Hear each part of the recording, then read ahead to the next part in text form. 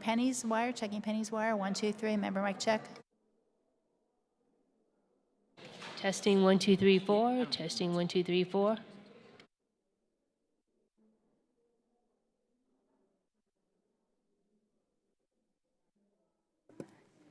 Testing 1 2 3 4.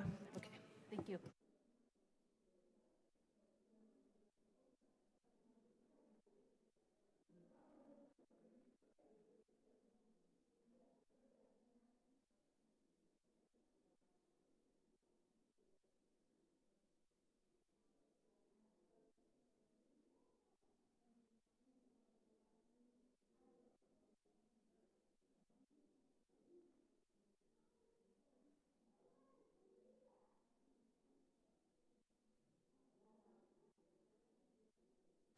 My wire, checking my wire, 1, 2, 3, member mic check, 1, 2, 3.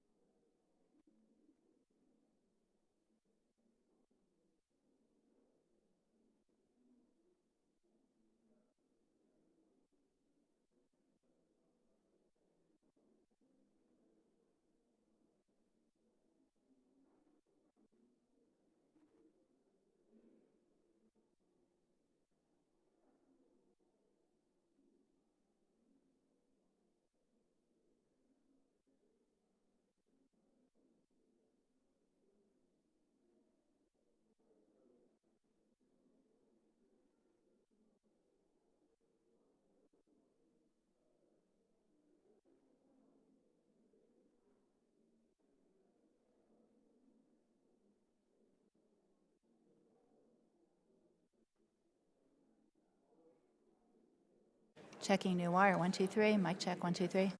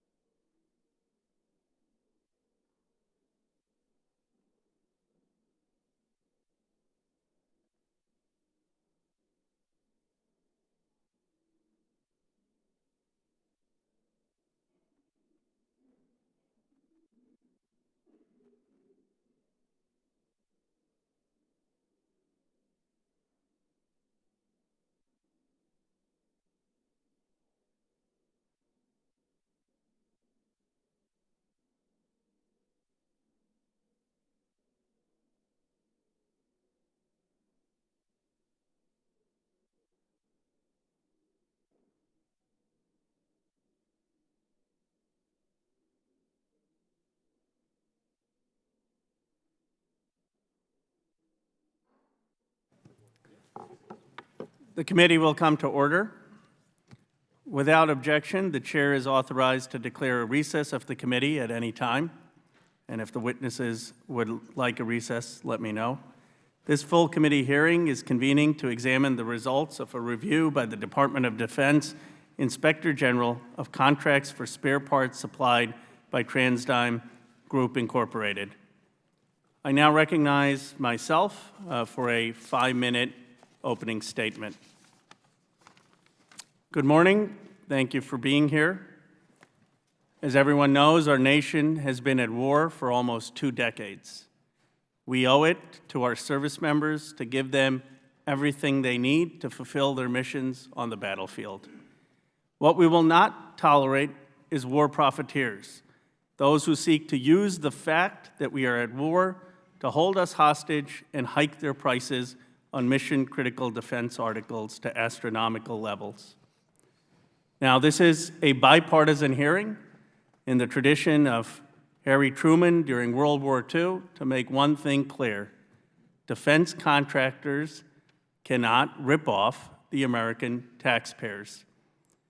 Unfortunately, the Inspector General of the Department of Defense, after investigating TransDigm, concluded that they owe millions of dollars back to the taxpayers for overcharging for parts. TransDigm supplies parts for a number of our most critical missions in Afghanistan, Iraq, and around the world. Today, we will hear directly from the Inspector General about TransDigm's actions and to understand what took place. TransDigm's basic business model consists of identifying relatively small companies that make spare parts for the military, especially parts that no other companies make. TransDigm then, according to the report, buys up these small companies, purchases the rights to produce the products, and then unfortunately jacks up the prices. The Pentagon has to pay knowing that they have a monopoly. As a result, contracting officers are in an impossible position.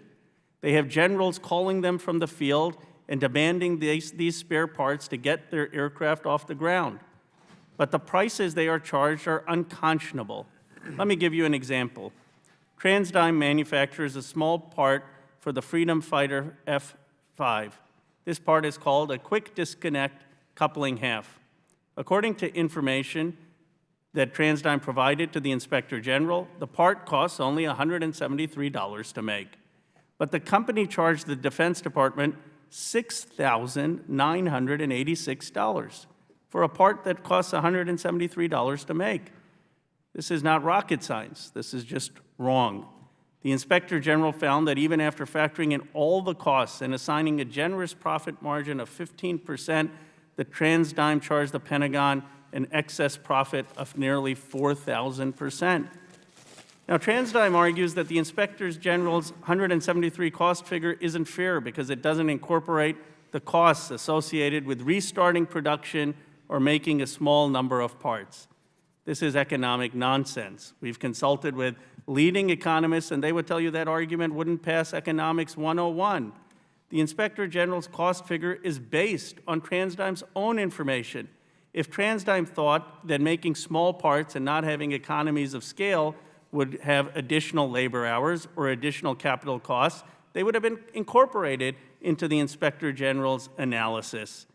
That's because the cost is based on the labor hours and capital that TransDigm provided, including the costs for making small parts as opposed to economies of scale.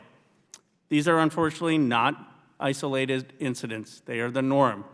The Inspector General reviewed 47 TransDigm contracts of about 2,000 and identified excess profits for 46 of 47 parts that they reviewed.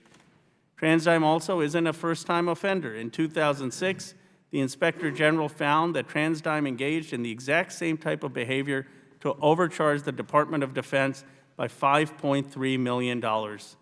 While companies are bilked by taxpayers, the CEOs have done very well. In 2017, Mr. Howley earned a total compensation of $61 million, receiving more compensation than the CEOs of Microsoft, IBM, and Boeing combined. I'm glad that Mr. Howley is appear today and to cooperate with our investigation, but we're going to have some difficult questions for him on behalf of the American taxpayer. As part of this committee's investigation, on both sides of the aisle, we talked to whistleblowers and former company officials who condemned these activities. For example, one former company official told us that TransDigm overcharging the Pentagon was like taking candy from a baby. These whistleblowers also told us how company officials concealed information from the Department of Defense about their true costs of production.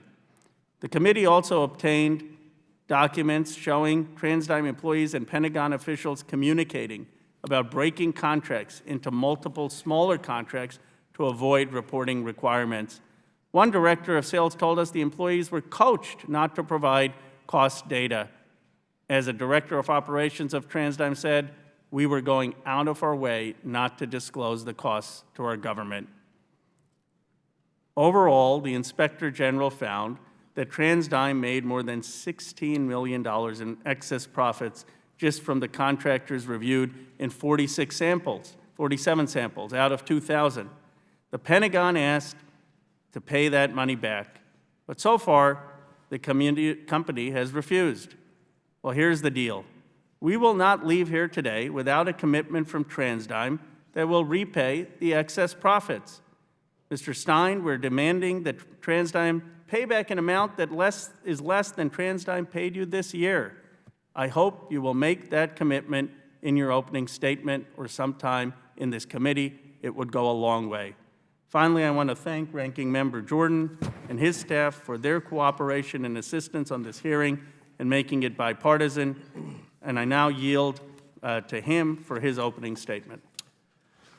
Chairman, thank you for this hearing today, and to our witnesses, thank you for being here. In particular, Assistant Secretary Fahey, we appreciate you being with us this morning. I understand the department had reasons for preferring to testify on a government-only panel, but I'm glad we were able to work with you to accommodate the committee's interest today for this important matter. The worldwide threats confronting our nation have never been more complex, uncertain, and daunting. It is because of that defense procurement is more important than ever.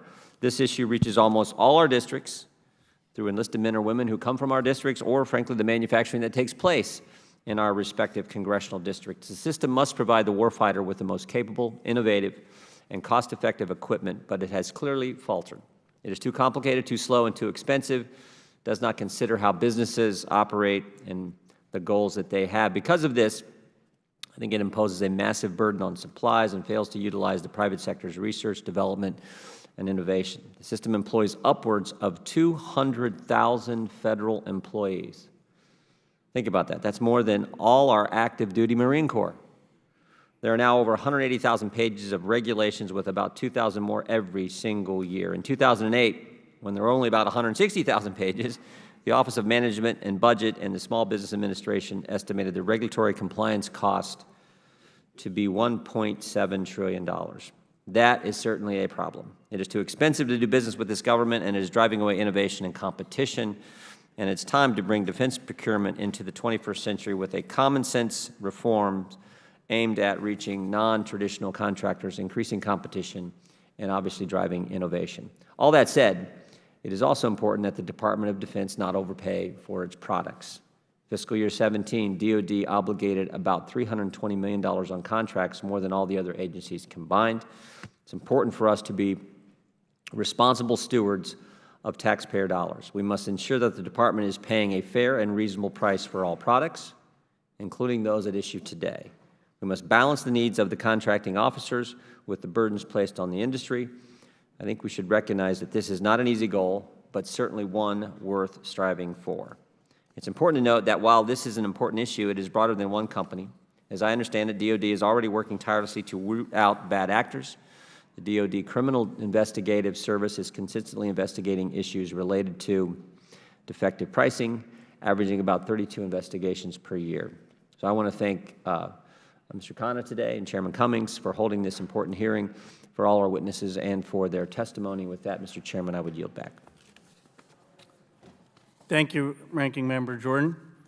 Now I want to welcome our witnesses. The Honorable Glenn Fine, who is the Acting Inspector General of the U.S. Department of Defense. Teresa Hull, the Assistant Inspector General for Acquisition of the U.S. Department of Defense. Kevin Stein, the Chief Executive Officer of TransDigm. Nicholas Howie, the founder and executive chairman of TransDigm, and the Honorable Kevin Fahey, who's the Assistant Secretary of Defense for Acquisition, U.S. Department of Defense. If you all could please rise and raise your right hands. Do you swear or affirm that the testimony you are about to give is the truth, the whole truth, and nothing but the truth, so help you God? Thank you. Let the record show that the witnesses answered in the affirmative. The microphones are sensitive, so please speak directly into them. Without objection, your written statement will be made part of the record. With that, Inspector General Fine, you are now recognized to give an oral presentation of your testimony. Representative Khanna, Ranking Member Jordan, and members of the committee. Thank you for inviting us to appear before you today to discuss the Department of Defense Office of Inspector General report on the DOD's purchase of spare parts from TransDigm. Our audit examined the prices that TransDigm charged the DOD for these spare parts. Specifically, we determined that TransDigm earned profits of over 15% on 46 of the 47 spare parts we reviewed in our audit. The profits range from 17% to over 4,400% for these parts. We also determined that TransDigm declined to share cost data when requested by DOD contracting officers. We concluded that the inability of contracting officers under the current legal framework to compel TransDigm to provide cost data contributed to the DOD significantly overpaying for these parts. I will briefly discuss in my oral testimony this morning the DOD OIG's long-standing concerns about sole source procurements, such as those with TransDigm. While these concerns are not new, the prices charged by TransDigm provide another clear and recent demonstration of the problem. With me is Teresa Hull, our Assistant Inspector General for Audit, Acquisition, Contracting, and Sustainment, the DOD OIG unit that conducted the audit of TransDigm. She will provide in her testimony a few more specific details about the findings of our audit, as well as potential legislative changes to help address these issues.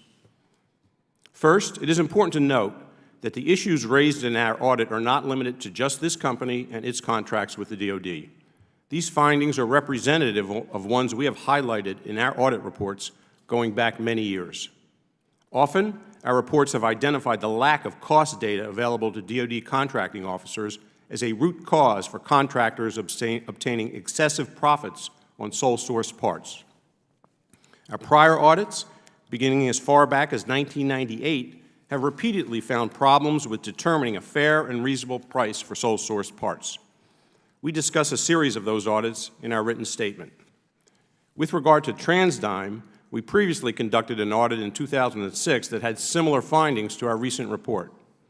In our 2006 audit, we concluded that the DOD was unable to effectively negotiate prices for spare parts procured from TransDigm subsidiaries, and the DOD had paid approximately $5.3 million more than the fair and reasonable prices for 77 parts. Also, in 2015, we published a summary report which noted that since 1998, we have issued 32 audit reports related to spare parts pricing. In only 3 of the 32 reports did we find that the DOD had obtained fair and reasonable prices for these parts. Ms. Hull will now discuss our recent audit of TransDigm, as well as some potential actions to help address these issues. Representative Khanna, Ranking Member Jordan, and members of the committee. More than 3/4 of TransDigm's net sales come from products for which TransDigm stated that it was the sole source provider. Sole-sourced parts are, by their nature, difficult to price on a fair and reasonable basis because the normal market structure and market dynamics do not always exist for sole-sourced parts. Often, with sole-sourced parts, the price for the part is not what the commercial market would set. Rather, when competitive forces are absent, the price becomes what the DOD is willing to pay for the part that is essential for a DOD weapons platform, such as an aircraft. In our audit of TransDigm, which we issued in February of this year, we reviewed a sample of 47 spare parts that TransDigm subsidiaries sold to the DOD between January of 2015 to January of 2017 on 113 contracts with a total value of $29.1 million for the 47 parts. TransDigm was the sole manufacturer for 39 of the 47 spare parts that we reviewed in our audit. Of the 47 spare parts, we only found one instance in which TransDigm received a profit less than 15% for that part when compared to the cost for TransDigm to make the part, which we determined from the cost data we obtained from TransDigm.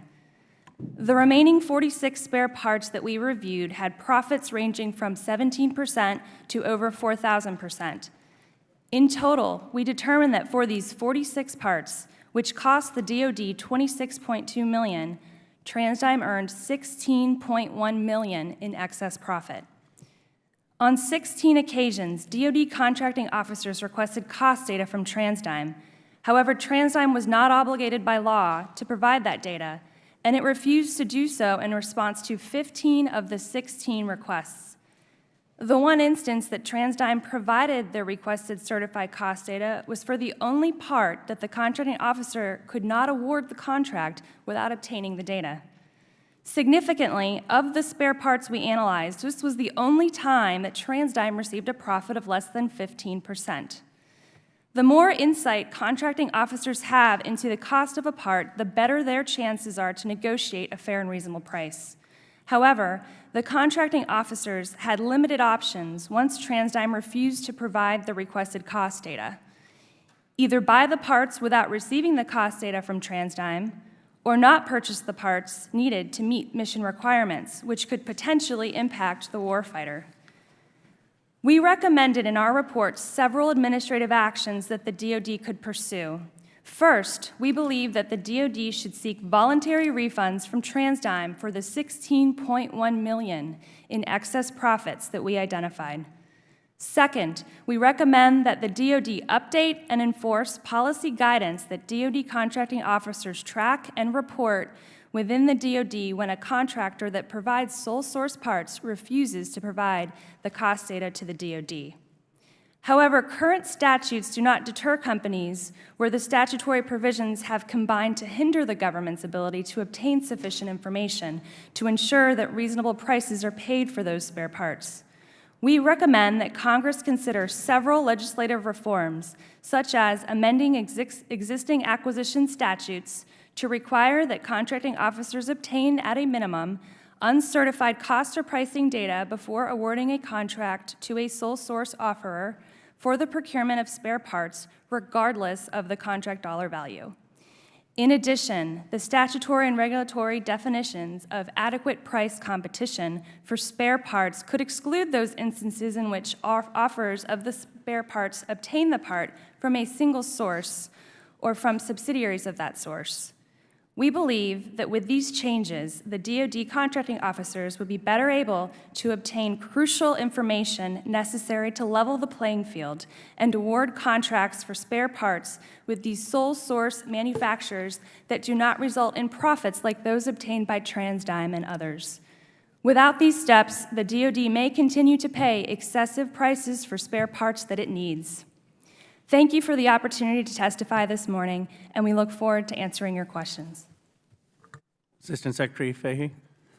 Mr. Chairman and Ranking Member Jordan, and distinguished members of the Committee on Oversight and Reform, thank you for the opportunity to testify today on matters relating to the Department of Defense's ability to be a good steward of the taxpayers' dollars in cases where we are procuring spare parts from an exclusive sole source supplier.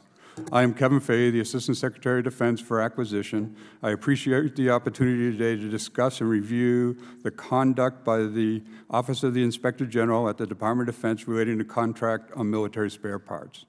My role as the Department Acquisition Lead is to ensure that the Department acquires goods and services at a fair and reasonable price at the time of need. join you here today to discuss an atypical situation in which we currently find ourselves within. A contractor has developed what I would call a disgraceful business model designed to exploit current statutes and regulations that are fair and reasonable pricing of supplies and services procured by the Department of Defense. For the period of fiscal year 2015 to April 2019, the Department awarded nearly 47,000 contract actions and a total contract value of approximately $635 million to TransDigm and its subsidies. Of those contracts, 28% were sole source, transactions totaling in $273 million, or 43% of the total value of the contracts awarded to TransDigm and its subsidies. In their review, the IG determined that TransDigm earned excessive profits on 46 of the 47 sample parts, with a profit from 17% to over 4,000%.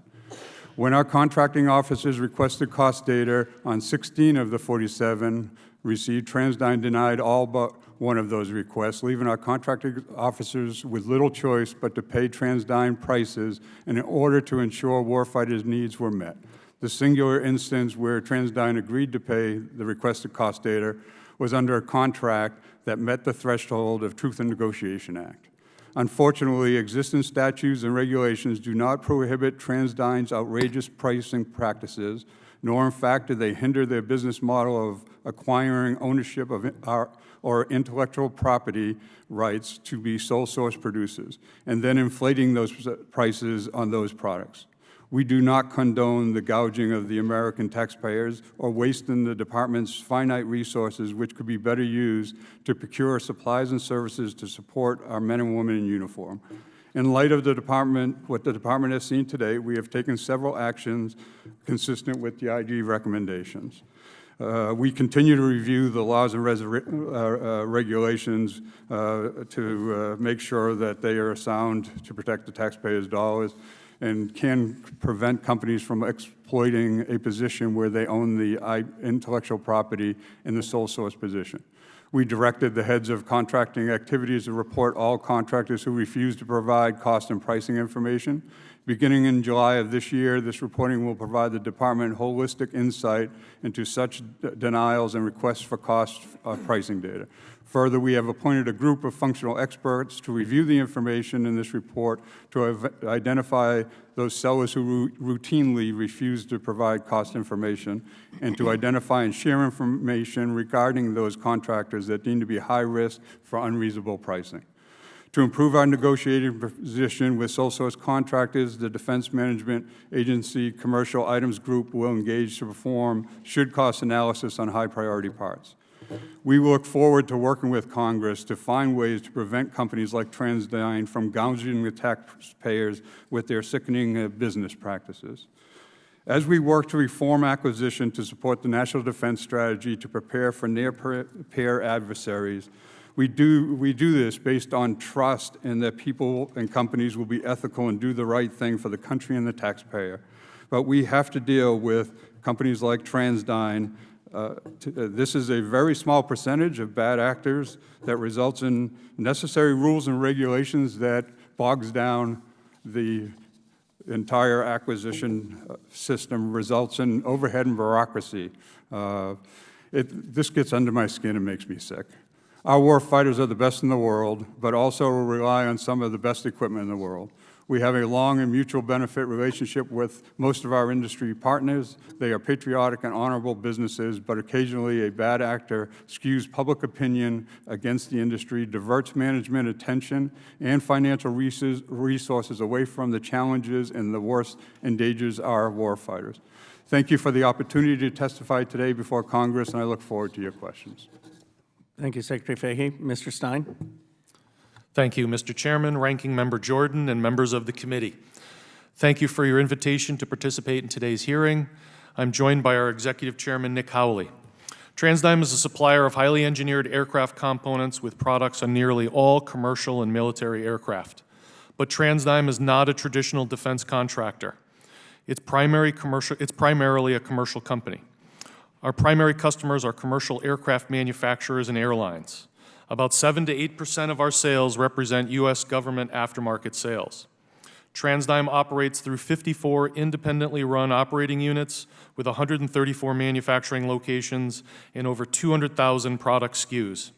In general, each unit shoulders its own R&D costs. DOD rarely funds the cost of product development for us. Most of our defense sales are of products developed from commercial parts or of a type sold commercially. As TransDigm is primarily a commercial company, its business model is different from that of traditional defense contractors receiving cost-based contracts.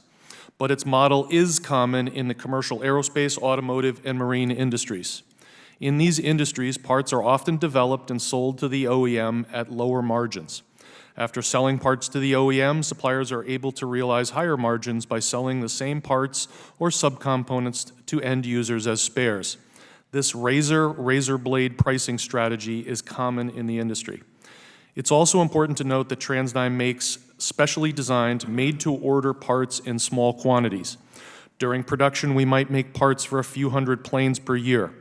After the airplane goes out of production, we have to support the aftermarket for as long as those planes fly, often decades.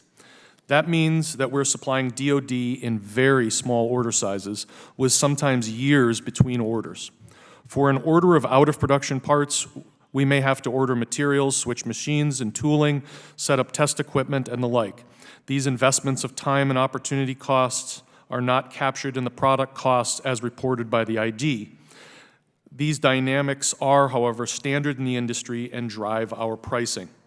Congress has enacted several laws to facilitate government reliance on the commercial marketplace and reduce the number of onerous government requirements applicable to commercial item procurements. The proposal of these laws is to encourage commercial contractors, such as TransDigm, to sell to the government. For parts that qualify as commercial items, the fairness and reasonableness of prices that the DoD pays is determined by commercial market prices. Contracting officers should use historical prices, catalogs, government estimates, or market research. Only as a last resort should contractors request cost data. In TransDigm's case, 43 of the 47 parts audited are in fact commercial items, and all their prices were originally determined to be fair and reasonable. But the IG appears to have ignored the FAR and congressional intent by using cost analysis and an arbitrary profit percentage. In doing so, the IG determined that TransDigm's profit was excessive. However, it also found that in purchasing those parts, contracting officers followed all applicable laws and regulations, and importantly, that TransDigm did nothing illegal in its pricing. Further, the IG's conclusion is based on informal cost estimates that don't accurately capture many of the actual costs of doing business. The informal cost data provided by TransDigm is understated and the profit is overstated because they were mere estimates and do not include many general and administrative costs such as taxes, interest, as well as litigation, acquisition, and patent costs, which we do not and cannot allocate to a specific product. It's been wrongly asserted that TransDigm doesn't develop any products itself, but rather only acquires businesses and raises prices. On the contrary, TransDigm undertakes significant engineering projects. We have about 3,000 engineers and spent almost $300 million in R&D over the last 5 years alone. Our written statement includes details about our development of a cockpit door locking system and module in response to 9/11 and our design of a missile actuation system. We are very proud to offer these kinds of innovative products to our commercial and government customers. With regard to acquisitions, after we buy a business, we focus on how to improve quality, expand product offerings, and better provide value for our customers. For example, we acquired our Kirkhill business last year. Since then, we've added employees, improved quality and delivery, and this year we'll invest $9 million in capital projects. We invest significantly to own and provide high-quality engineered products and work hard to timely deliver zero defects. This has significant value to our customers. Yes, pricing is one of a number of elements that we review when we analyze and acquire businesses, but it's one of many factors. We hope this will help dispel confusion about us and how we do business. Through our defense sales are a minority of our business. We're proud of our contribution to the nation's defense. Thank you for the opportunity to appear today. We look forward to your questions. Thank you. Mr. Howley, you have a statement? No, I don't. We just have one statement. Okay, thank you.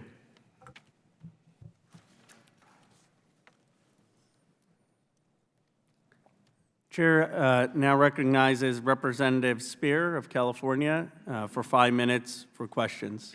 Mr. Chairman, thank you. And this is the kind of hearing that this committee should be having. So I applaud the chairman and ranking member for doing so. Mr. Fahey made a very compelling statement. He called your business model at TransDigm a disgraceful business model. So, Mr. Stein, let me ask you this question. The Inspector General has determined in 2 different reports now that you overcharged for parts.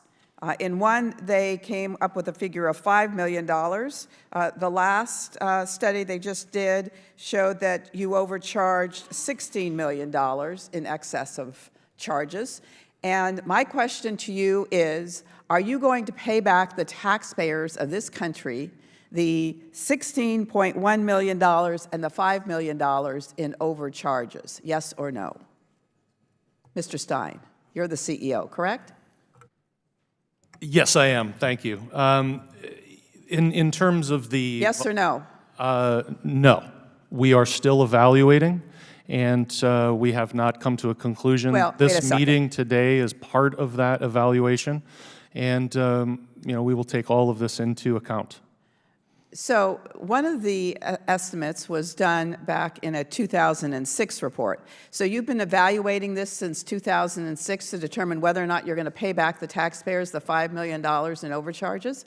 How much longer do you need? That was 2006. That was 12 years ago, 13 years ago. I wasn't with the company in 2006, so I can't comment on what happened back then. That, to me, is a cop-out. Either you're willing to repay the taxpayers of this country or you are not. I'm holding here a door handle. This door handle for the Blackhawk, you charged the taxpayers $977 for this door handle. The Department of Navy was able to reverse engineer this door handle and manufacture it itself for $503. So you charged almost twice as much for a door handle that they reverse engineered and were able to make for $503. That, to me, is outrageous. How do you explain charging $907 for something that they were able to reverse engineer for $500? I'm not sure I can comment on the reverse engineering. I don't know if that information was made privy to us beforehand. Is this part of the should cost analysis that was done? Because I can't comment on the rationale, process, or methodology that was used to calculate the should cost. However, if we're alleging that we're doing something wrong or, not in the best interest, I think the answer is absolutely and emphatically no. We're a commercial company. We're a commercial business that manufactures over 200,000 parts, okay, you already over said that, Mr. 50,000 parts Stein. in the military business alone. Thank to you. hand Thank select. you. Okay. Thank you. That was made public back in 2008, so that's information that's been made available to you before. Let me ask you this, Mr. Stein. On October 10th, 2018, you had a call with investors about the acquisition of Esterline, and it appears that you like to buy companies that can be sole source so you don't have to compete with anyone. And you commented to your investors, "We just think that there's juice here." And again, following the same TransDigm value creation drivers, there's juice here that we can go get. What is the juice you're referring to? Is that the American taxpayer? Certainly not. Well, what's the juice? Important improvements in the business, important improvements in To quality investors? To investors and to customers. Well, no, to investors, they're looking for acquired profits. a number of companies. Kirkhill was one of them that was part of the Esterline group before we acquired it. It was losing money. It's an F-35 supplier. It was in doubt of its long-term existence. It was losing money. Esterline no longer wanted them in their portfolio. We bought that business. We've hired hundreds of people. We've solved some of the F-35 delivery issues on products. We're working on other ones now. We've regained the confidence of the Department of Stein, Defense thank you. on My these time products. is elapsing. When you refer to juice to a group of investors, I think we can all understand that what juice means, we can squeeze a lot of money out of this acquisition. And from what I understand, part of your model is to increase the prices of spare parts and reduce the cost of making those spare parts by actually laying off people. With that, I yield back. Thank you. The chair now recognizes Representative Fox for 5 minutes. Thank you, Mr. Chairman. I'm going to direct this question to Mr. Fine, Ms. Hall, Mr. Fahey. Either of you or all of you can respond. There's a section of your report that discusses contractor interference when determining fair and reasonable prices. Specifically, report notes previous OIG reports that discuss instances where, quote, contractor actions hindered contracting officers from determining a fair and reasonable price, end quote.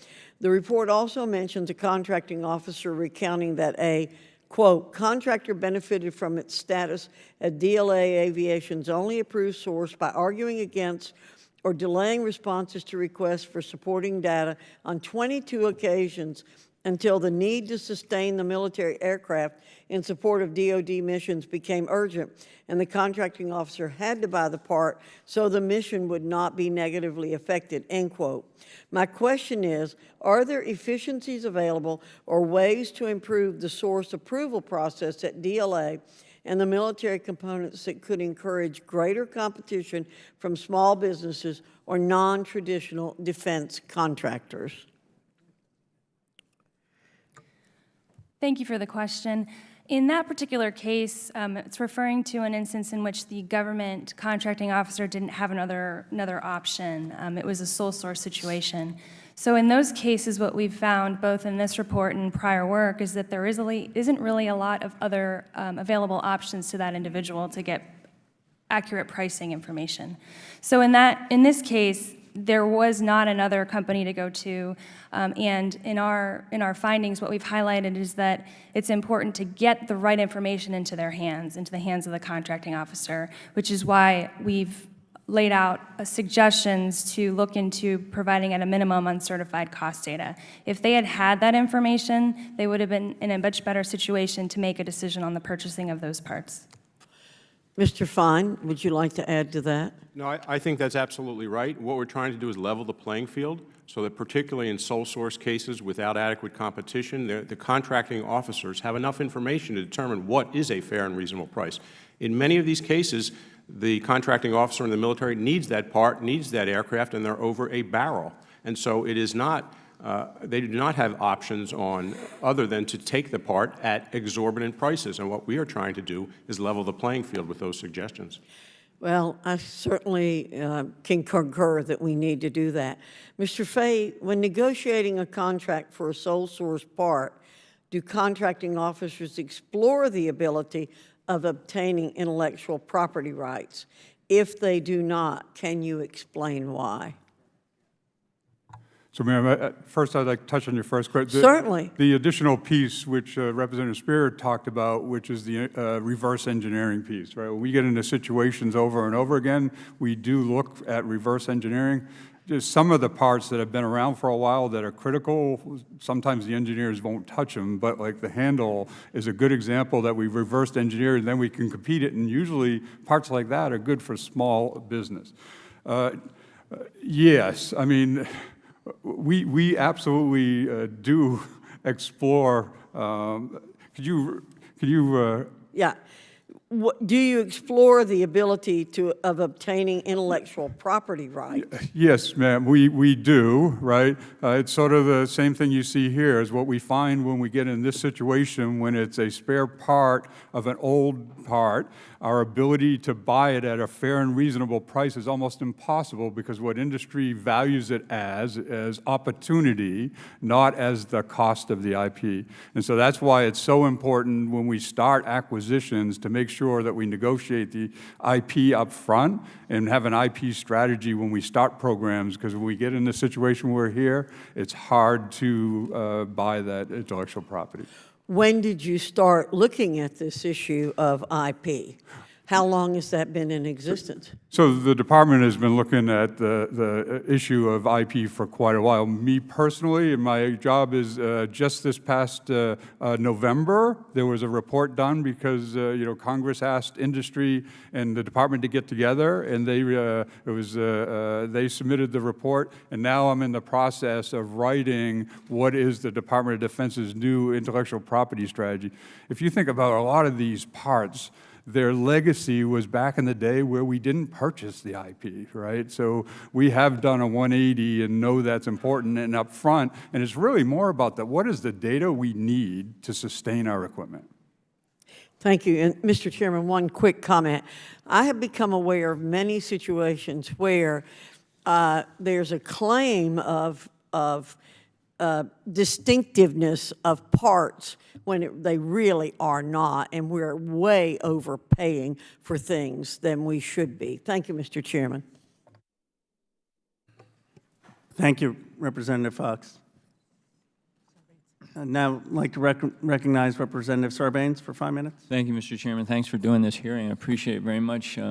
Mr. Halley, I think you were the CEO at the time when the parts were being sold that Congresswoman Spear was talking about a moment ago at these exorbitant prices, and I think the company at that time was asked to pay back $5 million in association with the contract, and that has not been paid back yet, has it?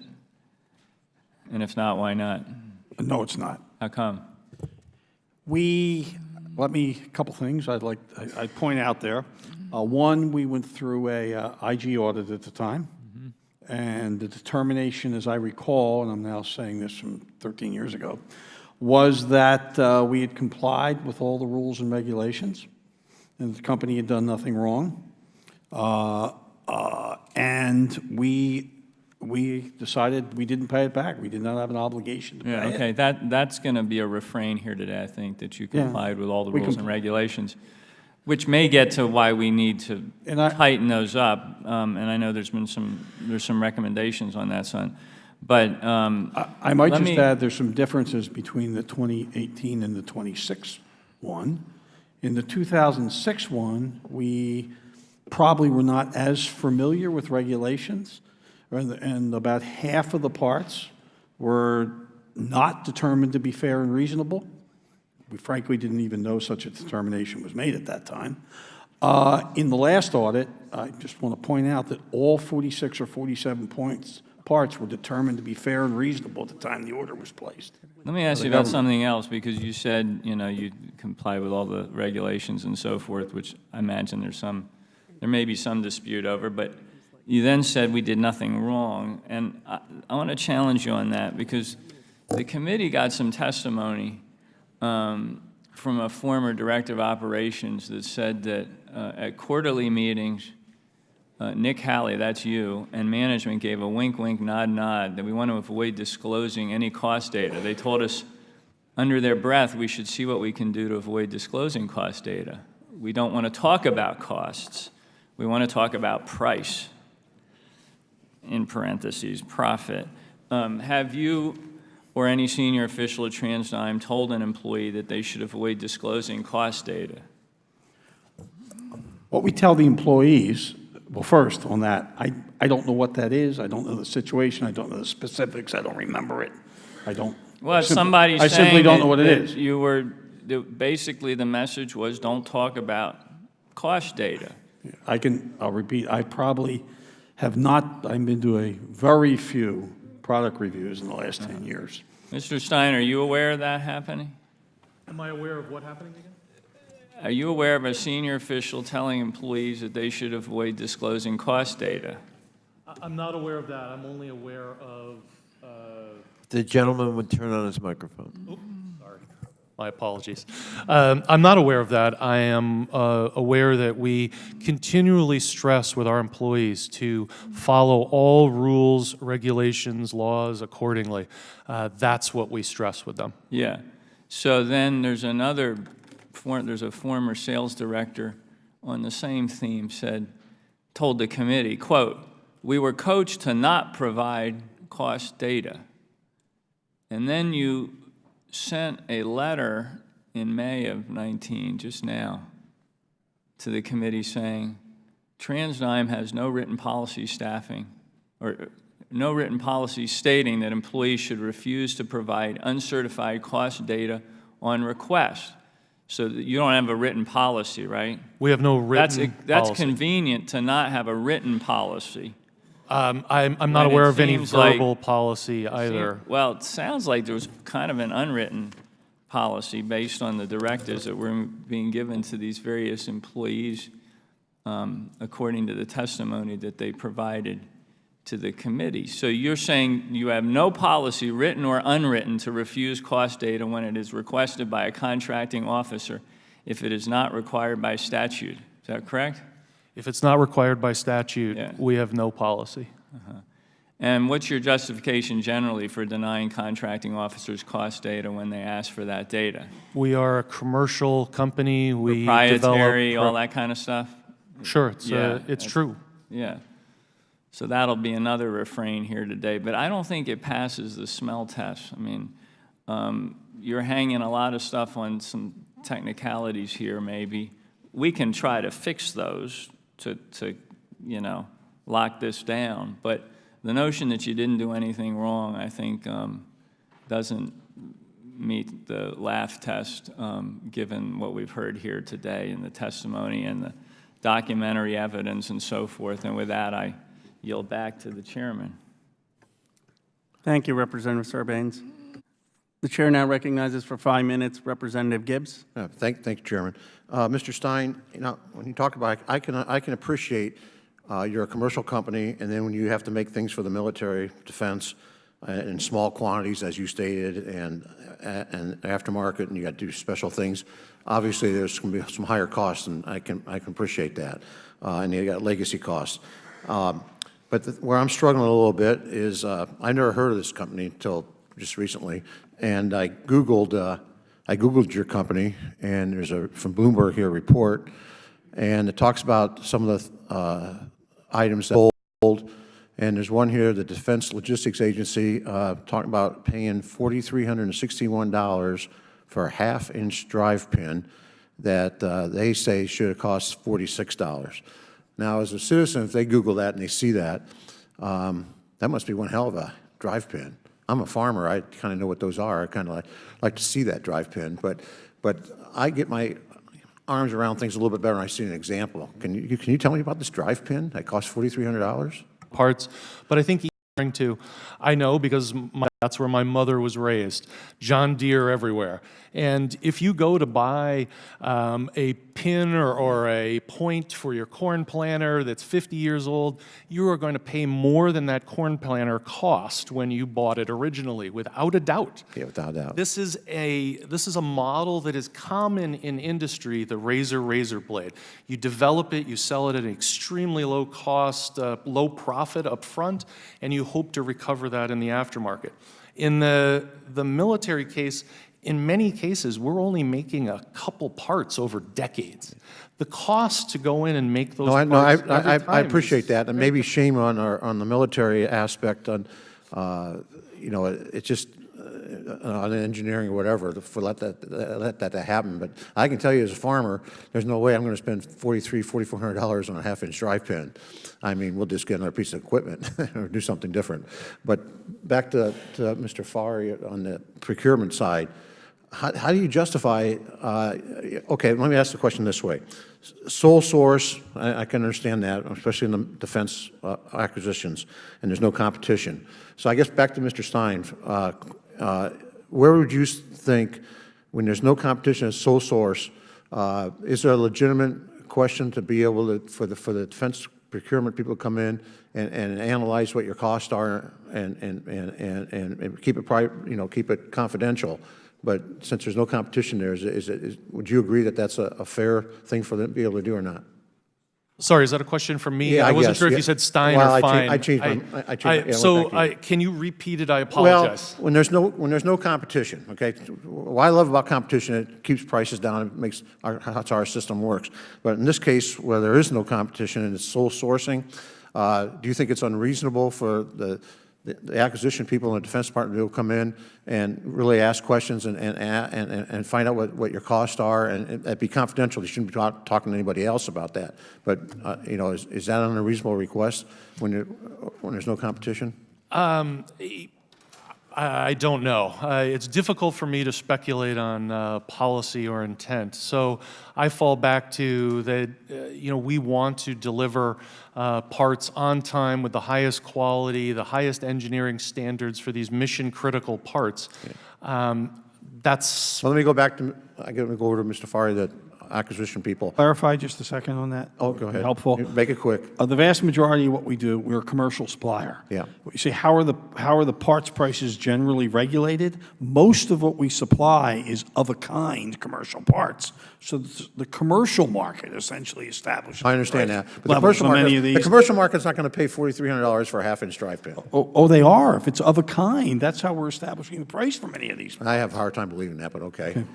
You know, so I would take a variation of what the IG DOD is recommending, right? If you think about it, is if we get to the situation where through sales data, market researches, reverse, and we can't figure out whether they're giving us a fair and reasonable price, when we ask for the cost data, by law require that they do it. You know what I mean? Is when we ask for it and they don't give it to us, it makes it so we have no alternative, but there's no reason why when we get in those situations, when we do ask for it, it is required. So the law, currently the law requires that? No, it doesn't. No, today, they're only required if it falls above $2 million. That's the truth in negotiation.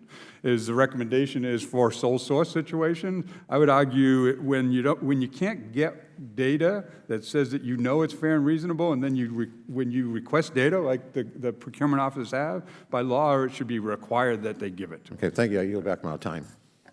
Thank you, Representative Gibbs. I now recognize myself for 5 minutes.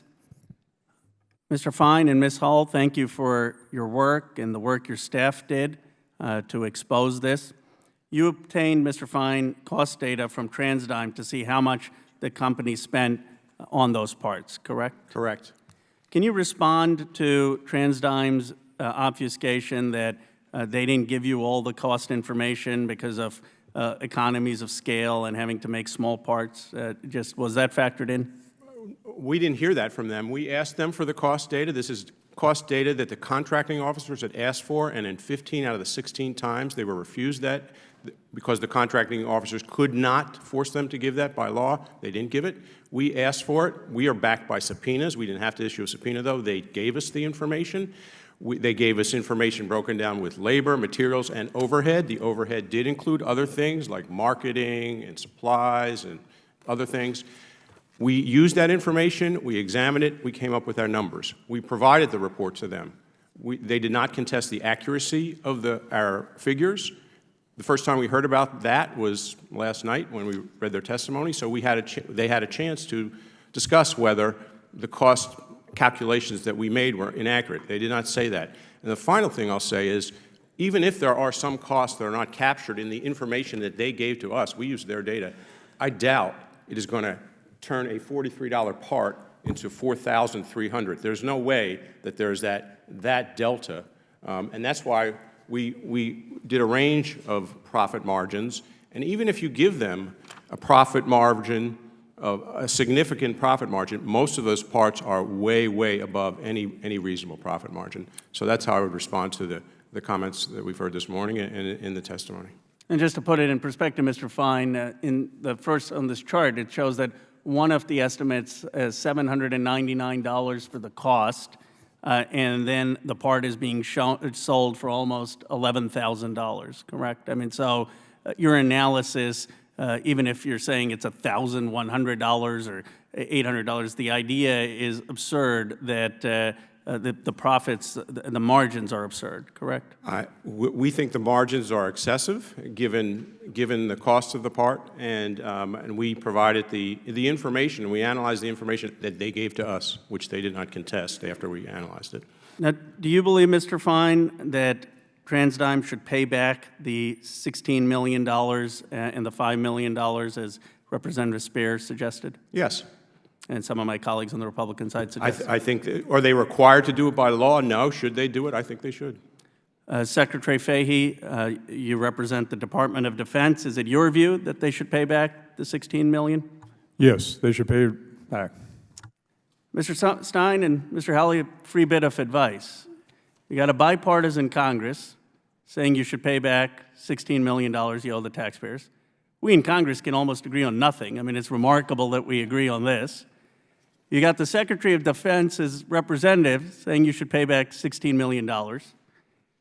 Your big risk is that Fox and Friends will cover this and you'll have a presidential tweet asking you to pay back the money. So before we get to that kind of point, why not just, a company's worth $1.2 billion? Why not just pay back $16 million?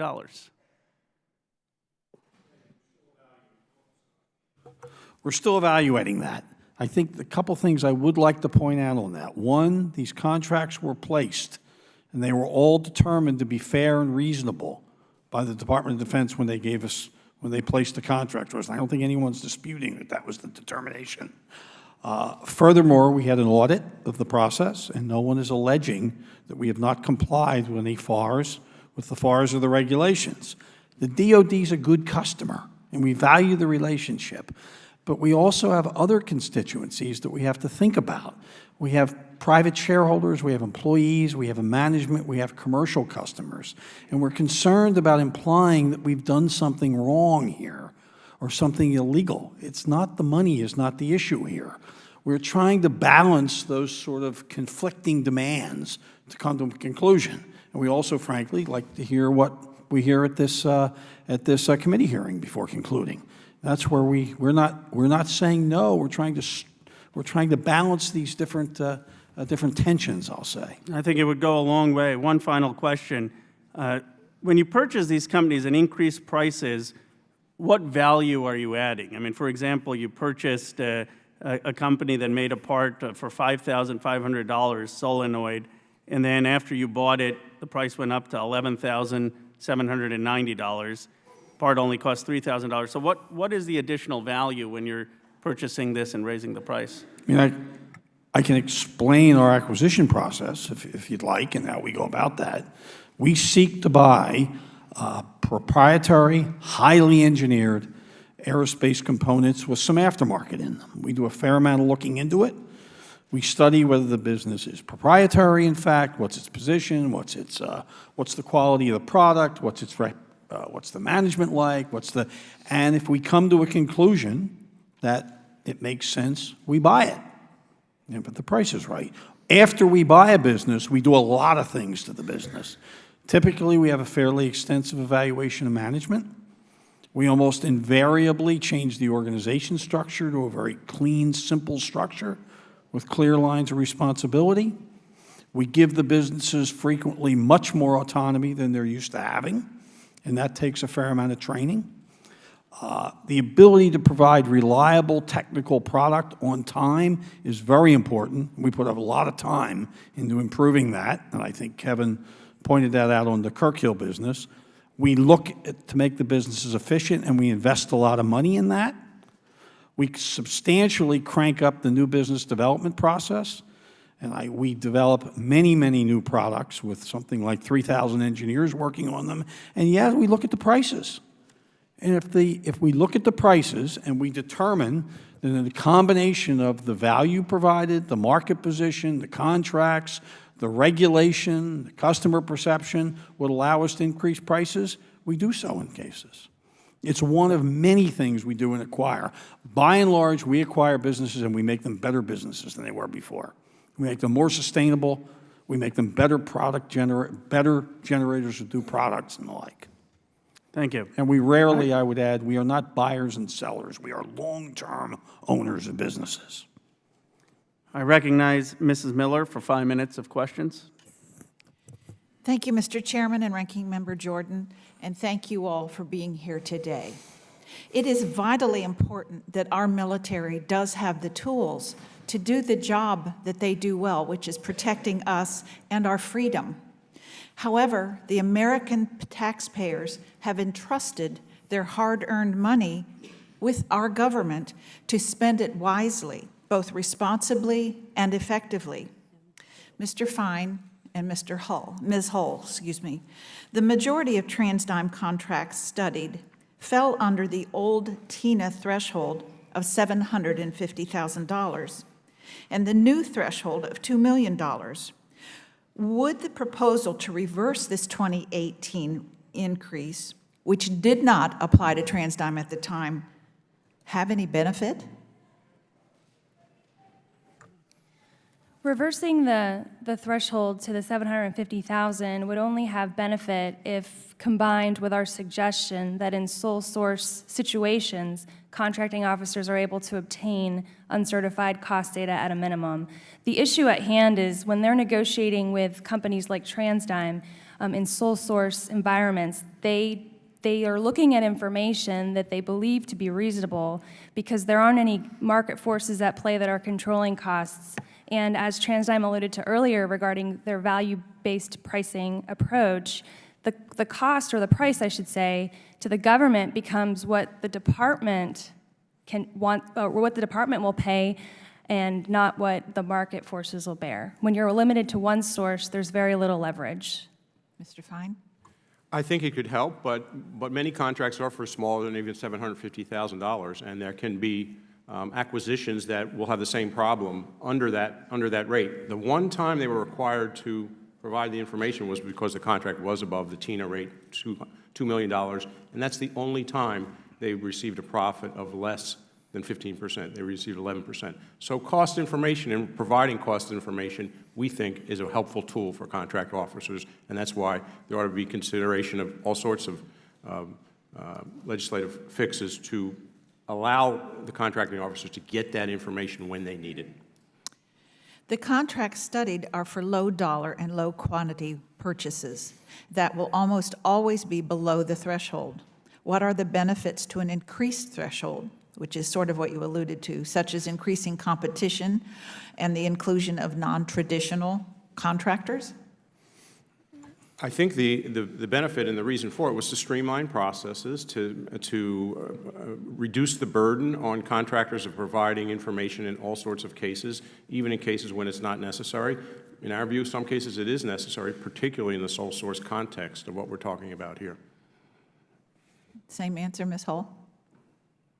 Yes, and I would say our approach wouldn't be to raise thresholds by any means. And again, the threshold amount itself won't really have an impact. It's really getting to that information, because without that more critical information, the contracting officer is pretty much put in a position where they don't have what they need to make the right decision for the warfighter.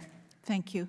Mr. Howley and Mr. Stein, has TransDigm ever coached employees from subsidiary companies on how to avoid exceeding the TINA threshold so that the cost data would not have to be provided to the government contract negotiator?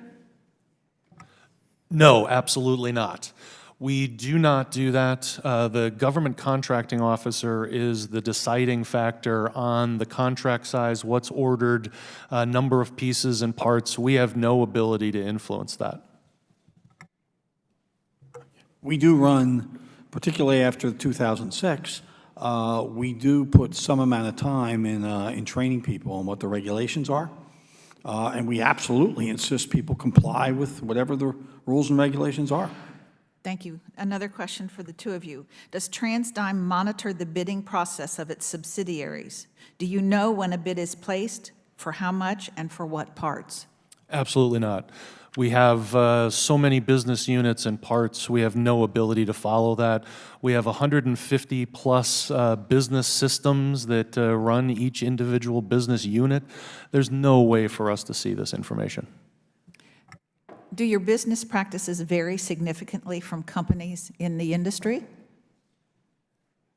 I do not believe so, no. Okay, Mr. Howley?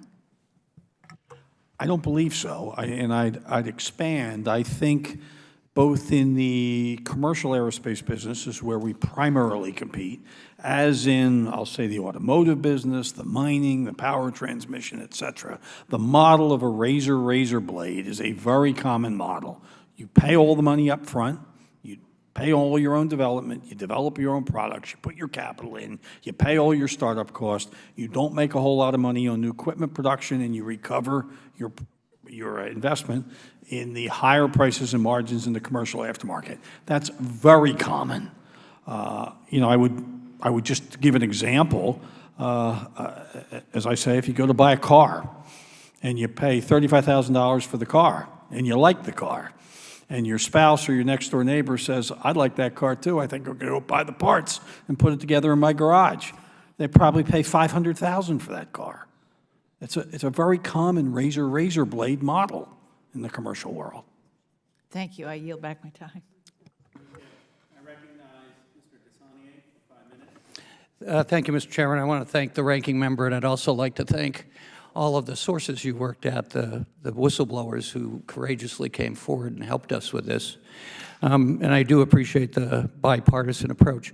Mr. Howley, I think you just said that all of these contracts were found to be fair and reasonable. Is that correct? That's my belief. At the time of placement, they were fair and reasonable. That's what I understand. Mr. Fine, that's not true. 8 of them were the excess profits came from. You actually found that they were best obtainable price. Is that correct? Or Mr. Fahey? If I may, 8 of those parts were determined fair and reasonable by the reason of best obtainable price. Right. So what that means is the contracting officer didn't necessarily find it fair and reasonable, but didn't call it unfair either. Just based on the information they had, they were put in a position where they had to purchase the part. Another way of saying that in layman's terms is there was the only place to go to get the product. Yes, they were sole source for those parts. Is that historically the case, Mr. Fine? I'm sorry. I can tell by your body language you're anxious to get No, into it. I think that's a really important point. It's determined to be fair and reasonable because there's no other source for this, and they have to get the part to allow the aircraft to fly. And so simply because they are over a barrel and I'm saying we need this part at this price doesn't mean it's an appropriate practice or they're not excessive profits or this is a appropriate way to charge the government. So what Mr. Howell just said is not accurate, just to... Well, it's, you know, it's Were they all found to be fair and reasonable but 8 of them have the exception is because they were the only possible place to get the product? Yes. Okay. We talked a lot about data, Mr. Fine. 47 of the TransDigm part sales that you reviewed, only 1 had a reasonable price. And as I understand that is because the contracting officer obtained certified cost data. On the other cases, you didn't get enough data. You've made some suggestions as to how we could change that. Would you like to elaborate? Yes, for that particular part, the contracting officer negotiated a fair and reasonable price because they obtained the certified cost data. That particular part was over the TINA threshold. Some of the changes that we recommend based on our work here is to amend the statutes to require that the contracting officers obtain at a minimum the uncertified cost or pricing data. And we specify that for sole source situations because, again, there aren't any other options for that contracting officer. So it would benefit that government contracting officer to get that information. The other change that we would recommend is regarding the definition of adequate price competition for spare parts, we would exclude the instances where the offers of those parts obtain from that same source or subsidiaries of that source. Mr. Fahey, the former director of the Defense Pricing and Contracts told the IG that recent changes Congress has made to make the contracting process easier for certain contracts has led to opportunities for abuse. Do you agree with that? Yes. I mean, the one that was talked about previously is the $2 million. When you go from $750 to $2 million, by definition, you've increased the bandwidth. That doesn't require TINA. So in Congress's desire to, I think as Mr. Stein said, get rid of burdensome regulations, we've actually perhaps incurred costs that Congress needs to look at correcting so you have the proper oversight, from my perspective. So I don't want to put words in your mouth, but... So, sir, I would agree working with you on what the right language... This is why this makes me really upset, right? Is because as we try to attract small business and non-traditionals and those, it's part of the reasons we make these adjustments, right? So maybe the balance of, you know, when asked for price data, even uncertified price data, because it doesn't fall, you have to give it. You can't choose not to. Would be, I think, a reasonable thing to look into. So, Mr. Fahey, I think Congressman Fox mentioned this about small businesses and helping with competition. And no matter what the data you get, if they're the only source to get it and the military needs the part, you still have the same situation. So, Mr. Fahey, we want to encourage competition. I assume we do. It's a problem in this country. There is a lack of competition. How do we do that? The data will help, but getting small businesses to compete against a large company like this is going to be difficult. Yeah. What I think is that if you had the data, right, in a lot of those instances, the Handle being a good example, reverse engineering, small business can compete, right, because their overheads are low and those kind of things. Where it's hard for them to compete is when they don't have the high IP and they're specialized small parts that we know we're way overpaying. They may not have the ability to compete on those high-performance parts. Well, I'd be particularly interested in a further discussion in this committee on how we make sure that we get that competition into the market. Otherwise, as long as they have a monopoly, you're not going to get the best price. Thank you, Mr. Chairman. I yield back. Thank you. I now recognize Mr. Meadows for 5 minutes. Thank you, Mr. Chairman. Thank each of you for your testimony this morning. Mr. Stein, Mr. Howley, let me come to you. This is the type of thing that just drives me crazy. And I'll give you some advice. If you're looking for feedback, you better pay the money and start giving us the cost, even though it may not be required by statute. Because I can tell you that once you raise an issue in a bipartisan way like this, it makes us look for other things. And I can tell you that the trouble that I have with this, and there's going to be enough wrath to go around, but my encouragement to you is to do those two things. Chalk it up to marketing expense and pay the American taxpayer back immediately, because I don't understand why you haven't done it. Instead of coming here today, you could have paid a few $1 million back and avoided all of this, and instead you're going to highlight it where I'm going to have to, in a bipartisan way, start to look in a way that you would not find, I guess, supportive of future business. I don't know, Mr. Fahey, why we continue to do business with a company that won't pay it back. So let me just be clear. When you have a sole source, no, I get that. I understand. I'm as a business guy. But what I'm saying is with the types of monies that we have here, the fact is we need to do a better job of showing the amount of money that is out there and available for a drive pin. $4,300. I mean, here's the problem is we've been alerted to this because of this hearing, but the average small business guy has no idea, Mr. Howley, how much money is to be made. And so that's the reason why you don't have the competition. And so at this point, my recommendation is to do that. Mr. Fahey, I would recommend that you make several recommendations here in terms of how we can fix the procurement side of things. I'm big on making sure we have a strong national defense. I also know that your audit on a regular basis is not something to brag about with DOD. We have these continued issues that are out there. And so, Mr. Fahey, what I would ask of you is if you give 3 recommendations to this committee on how we can highlight the fact that competition could be there for some of these sole source contracts. Were you willing to do that? Yes, sir. All right. Mr. Fine, in the 2 minutes I have left, I'm going to switch gears just briefly because I've got you here today and I may not have you. Federal News Network actually has talked about an iCloud issue with 2 different companies where we have, I believe it's Oracle and Amazon, looking at a $10 billion contract. Are you investigating that particular conflict of interest? That matter has been referred to us, and we are reviewing it. And so as you're reviewing it, one of the issues, and I'm a big fan of the IGs. You know that. This is not our first rodeo. When you have people that leave DOD and go out into the private sector, is there an issue with your oversight and the ability to actually do a proper investigation? It depends. If it's criminal, no. We have criminal authorities to do that. If it's administrative, sometimes there is a problem with other IGs not having testimonial subpoena power. We in the DOD have testimonial subpoena power, which is good because when we go to witnesses who have left and say we want to talk to you, they know that we can back that up with a subpoena, and they almost always talk with us. My colleagues in the IG community have a problem with it. I had a problem with it when I was at Justice, when people left and we couldn't force them to talk to us, and there were gaps in our investigation.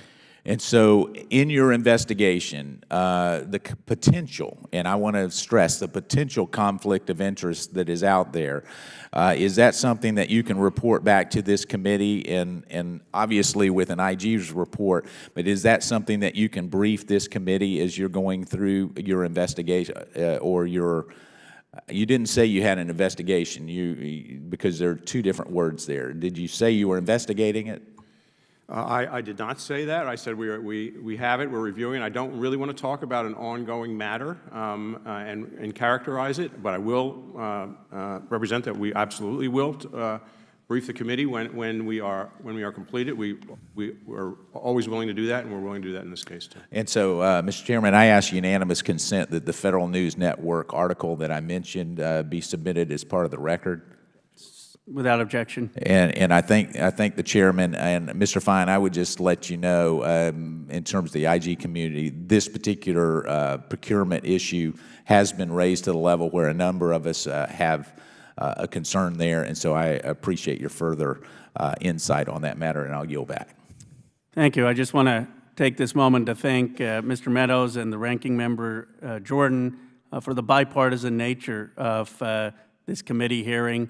And your staff and team's cooperation to put the country's interests first. I now want to recognize Representative Tlaib for 5 minutes. Thank you, Chairman. Mr. Howley, you were the CEO of TransDigm during the time period where you overbilled our country, the American people, $16 million. Is that correct?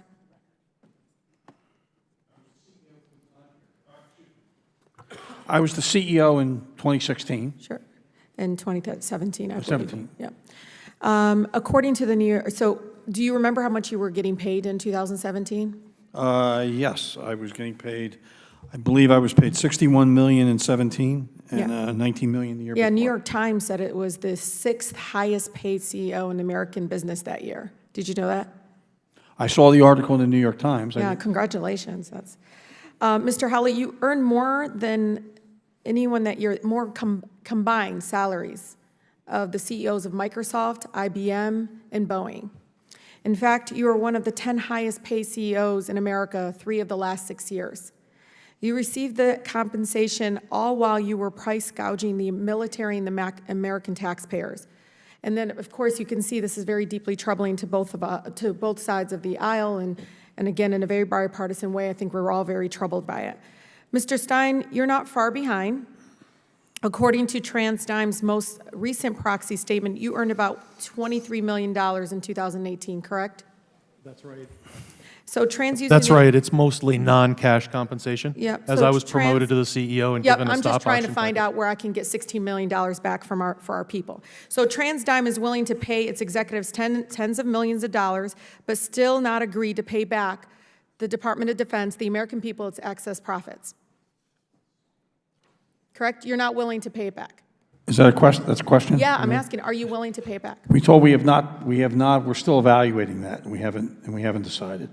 Okay, so I think I told you, I think I went through some of the reasons. Yeah, no, I know. Balancing My kids, actually, my 2 boys always say should and come up with these kinds of excuses when it's honest, it is stealing in some sort of way, right? I mean, you may not label it that way. I'm a lawyer, you nuance around it, but it is stealing when you overcharge people like this. So Doug Hillman, a former CEO of TransDigm subsidiary, told the committee staff, quote, TransDigm management used a 1-2 punch after acquiring the company. It involves 2 actions. 1, raising the prices. 2, cutting the costs. The cut costs by firing employees. The metric they used was, quote, revenue per head.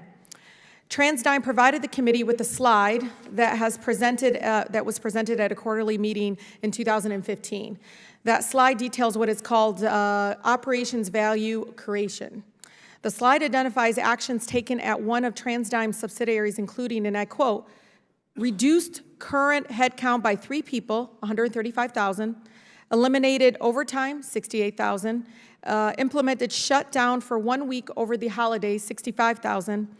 The slide includes proposed actions such as cutting work weeks to 4 days and shutting down for an additional week. Which subsidiary does this slide refer to? Right up there. You can see This slide refers to CDA, our smallest business in Florida. How can you justify the compensation you received while TransDigm was overcharging taxpayers and you were cutting the pay of employees? It is a question. We did not cut any pay of any employees. I'm confused by that statement. Yeah, it's in the slide. I mean, The slide does not say we cut pay. We looked at it. We had a business that was, you can see it up at the top, what we saw. The last 6 months, bookings on a $13.5 million annualized pace. That's significantly below the annualized pace that the business currently operates at. So I just got confirmation you actually fired people. This subsidiary fired people. We reduced current headcount by 3 people. Yeah. Absolutely. You guys call As it the headcount. business, That's so interesting. As the business goes yeah. up and down, Yep. you frequently have to do this to right-size the costs so that we Yeah, I can understand. continue to return So value to our I'm really shareholders. trying to help you all figure out how you can pay us back. And my good colleague from North Carolina, and my colleague from California, I think, look, I have the 3rd poorest congressional district in the country. I have veterans that can't find homes. I have on the front line people that are looking to us. And when they see this and they see us not holding you accountable, we're the ones they're looking to us to do our jobs. And that's what we're doing here. And we're urging you and encouraging you to please pay back the American people. $16 million can do a lot for our residents at home. And again, it is really about oversight and responsibility. Government's supposed to be about people, and we have to put the people first. And you understand that, I hope, why we have to do our due diligence here. And I thank you for coming before this committee, and I thank our chairman for bringing this forward. Thank you. I yield the rest of my time, Chairman. Thank you, Representative Tlaib. I now recognize for 5 minutes Mr. Heiss. Thank you, Mr. Chairman. I appreciate it. And listen, I'll just share with what has already been said. This is looking really bad for you guys. And the American people hate to be ripped off. All of us, in any deal, hate to be ripped off. And this is one of those issues that is inexcusable, and why the money is not paid back to the American people is beyond me. Mr. Stein, let me ask you, how many long-term or multi-year contracts do you currently have with the government? I do not know. Mr. Howley? I don't know the number. Can you give me a ballpark? I just don't know. You don't have any idea how many contracts you have? Isn't that the business you're in? I think we provided a very long list of contracts to the committee here, and I think it was thousands. I don't believe most of them are long-term. We run 55 autonomous businesses that run with standalone management systems and run very autonomously. I simply don't know the number. Can you get that number to me? I believe we gave the number to the committee already. We gave them a list of all our government Would you contracts. confirm? I would like to know how many long-term or multi-contract contracts there are with the government, and likewise for the subsidiaries. If you got 55, I'd like to have a ballpark, at least, of what we're dealing with. And it's amazing to me that the price gouging that's taking place, and you don't even know how many contracts you have. I want that information. I think we've given that to the committee. We'll follow up, and if not, I expect to hear. If not, we'll give it to you. That's what I want to hear. Mr. Fine, let me ask you this regarding contract splitting. Of course, this is where a large contract is split up into smaller ones to avoid anything from pricing threshold to helping acquisitions. In the report, or we're going through this, how often did you see contract splitting? Either one of you, Mr. Fine or Ms. Hull. We found 32 of our 47 contracts or our parts that we looked at were under the simplified acquisition threshold. But I can't speak to splitting of contracts in that regard. All right, so explain that to me. You found, how does that work, what you described? So the total dollar threshold of the contracts is what drives the need to provide cost information to the contracting officer. So in the 47 parts that we looked at, 32 were under the simplified acquisition threshold of $150,000 at the time. So somehow that had to be made an agreement that this is a better route for us to go to get under the pricing threshold. Is that correct? The company would have made a determination. Somebody had to make that determination. Were you able to determine if it was Paradigm that made that request or that decision, or if it was the government? The contractor in this case would be the one that would bid on the particular part for the government. Okay, but there could be a situation where DOD, for instance, wants to simplify the acquisition process, and it would go more quickly with a smaller contract pricing threshold, correct? Potentially. I can't speak to that for this particular audit. Okay. That would be worth knowing. Mr. Fahey, let me ask you this regarding intellectual property rights. Is that ever considered when dealing with contracts and the contracting officers? Do they look at intellectual property rights?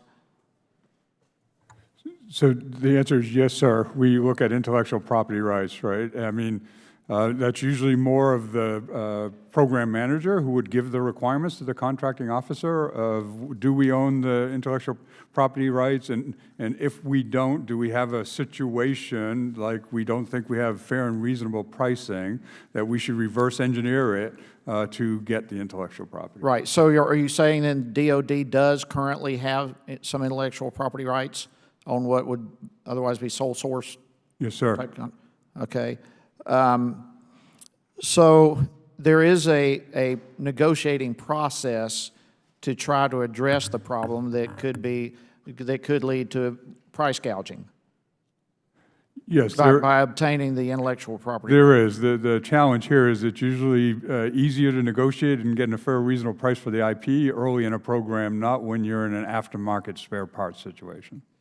All right, so do you include in that, say, first right of refusal on? So that, I had mentioned earlier that we had done a report that we delivered to Congress last November. One of the recommendations in there was if you're in a situation where somebody is in sole source and owns intellectual property and they are going to sell it, that the government has right of first refusal to buy that intellectual property before they could sell it to somebody else like TransDigm. Okay, thank you very much. Thank you, Chairman. Thank you, Mr. Hill. I want to recognize, thank you, Mr. Heiss. I want to recognize Ms. Hill for 5 minutes. Thank you so much, Mr. Chairman. I'd like to ask for unanimous consent to submit to the record 2 slides from TransDigm's own 2018 Analyst Day presentation. Without objection. Thank you. Ms. Hull and Mr. Fine, as we've discussed today, TransDigm is the sole manufacturer in many of the spare parts sales you reviewed. However, as we've discussed, TransDigm has repeatedly refused to provide contracting officers with the cost data they requested during price negotiations. I don't want to belabor this point, but I want to dig into sole sourcing. The IG report explains, and I quote, contracting officers had the option of buying the parts without receiving cost data from TransDigm or not buying the parts needed to meet mission requirements. Mr. Fahey, in a situation where TransDigm is the sole source for a part, the government and other private contractors have 2 options, either walk away or either buy from TransDigm or walk away. And when we're talking about parts needed to keep military aircraft in the sky, from my perspective, there doesn't appear to be much of a choice. Would you agree? I would agree. In fact, according to the IG report, 5 contracting officers stated that they went forward with contracts even without the cost data they requested because, and I quote, the need for the spare part was urgent enough that they had to buy the part at the price offered by TransDigm. Mr. Fahey, is it harder for DOD to negotiate a fair price for parts when there is no market competition? Yes, it is. Thank you. And Mr. Howley, I want to dig into a few facts and figures from TransDigm's 2018 Analyst Day presentation, which was just submitted into the record. According to the slides, since 1993, through the acquisition and integration of over 64 companies, TransDigm has established itself as a sole source supplier. In fact, 80% of TransDigm's revenues came from sole source sales. Is this correct? That's the best of our belief, that's correct. Great. So in other words, TransDigm has a business model of buying companies that are the sole manufacturers of spare parts. When TransDigm acquires companies that are the sole manufacturer for parts used in military aircraft or other vehicles, you know you will be able to use that position to make significant profits. Is that right? I'd like to take a difference between we are a sole manufacturer because we were typically selected in a competition at the beginning, at the time the airplane was But designed. you have a business model of acquiring companies that are sole source providers. They are companies that were selected in a competition But at the time you the airplane specifically was, seek as out- are we regularly selected in competition. Reclaiming my time. You specifically seek out sole source manufacturers. That is part of the business model that is described in the slides that you presented and that I have entered into the record. We seek out proprietary, highly engineered aerospace component Proprietary manufacturers. sole source. As Okay. a practical matter, Reclaiming my if you time. do a good job, Reclaiming my time. they end up being sole Sir, source. I'm reclaiming my time. So, Mr. Howley, even if the government was able to obtain cost data on all these parts, TransDigm would be able to charge whatever it wants because DOD needed the parts to meet mission requirements, because TransDigm's business model is to own and hold exclusive rights to the products it sells, and that enables them to set the market price. Do you agree? I agree. We are a commercial supplier primarily. So, just answer yes or no. Do you agree? The market price is frequently established by the commercial of a kind. Okay, we just have to look at the examples in the IG report to see how well TransDigm's business model works. Mr. Stein, TransDigm recently sealed a $4 billion deal to buy Esterline Technologies. TransDigm announced in its press release that Esterline expands, as it quotes, a platform of proprietary and sole source content for the aerospace and defense industries, including significant aftermarket exposure. Will you commit that when it is time for TransDigm to negotiate the contracts currently held by Esterline, that you will provide cost data when requested by a contracting officer? We will follow the law, the rules, and the regulations. So you're not of the committing? land. We will follow the rules You're not and committing. laws and regulations I of would the like land. to get it on the record that you are not committing to providing cost-sharing data. So will you commit that when TransDigm negotiates contracts currently held by Esterline, that you will not take advantage of your sole source position and charge DOD prices that give TransDigm excess profits? We will follow all rules and laws of the land. Great. So you're not committing to that either. I could expand on that, Reclaiming my time, I have 30 seconds left. Mr. Fine, TransDigm has the ability to grow its business as large as it wishes. Does it concern you, however, that the more businesses TransDigm acquires, the harder it will get for DOD to get fair prices on spare parts? It concerns me when there's only one entity that can manufacture a part that is critical to the Department of Defense, and to the extent that increases, that's problematic. Okay. So lastly, Mr. Fahey, from my perspective, this is about more than just data. TransDigm has based its business on becoming the sole source provider of critical parts needed by the warfighter. It seems what we urgently need is a vibrant industrial base that fosters healthy competition. So Mr. Fahey, what is the Department of Defense doing to address the issue of diminishing manufacturers and sole source providers in the defense industrial base? So we have a lot going on. As you probably know, in the Presidential Order 13806, we did a complete evaluation of the industrial base and identified over 300 risk areas where a lot of it was, stuff that is foreign sole source or sole source here. The hard part is when you get into the aftermarket like this, it gets to be. One of the questions that I got asked previously was, If a foreign company is buying a company here, we do have a national security input to it. If a U.S. company is buying a U.S. company, the only input we have is will it affect competition? So obviously, if you're buying a sole source and a sole source, it doesn't affect competition. It would be valuable if we had an input to say, do we believe it could affect national security? That is a really great point and something that I believe we need to investigate further. Thank you so much, and I yield back. Thank you, Ms. Hill. I would now like to recognize Mr. Grothman for 5 minutes. Thank you. The Inspector General, you folks, report on TransDigm's contract dealings indicate that historical prices for 34 different parts were inflated and could not be used as an accurate determination of price reasonableness. This is for either Ms. Hull or Mr. Fine.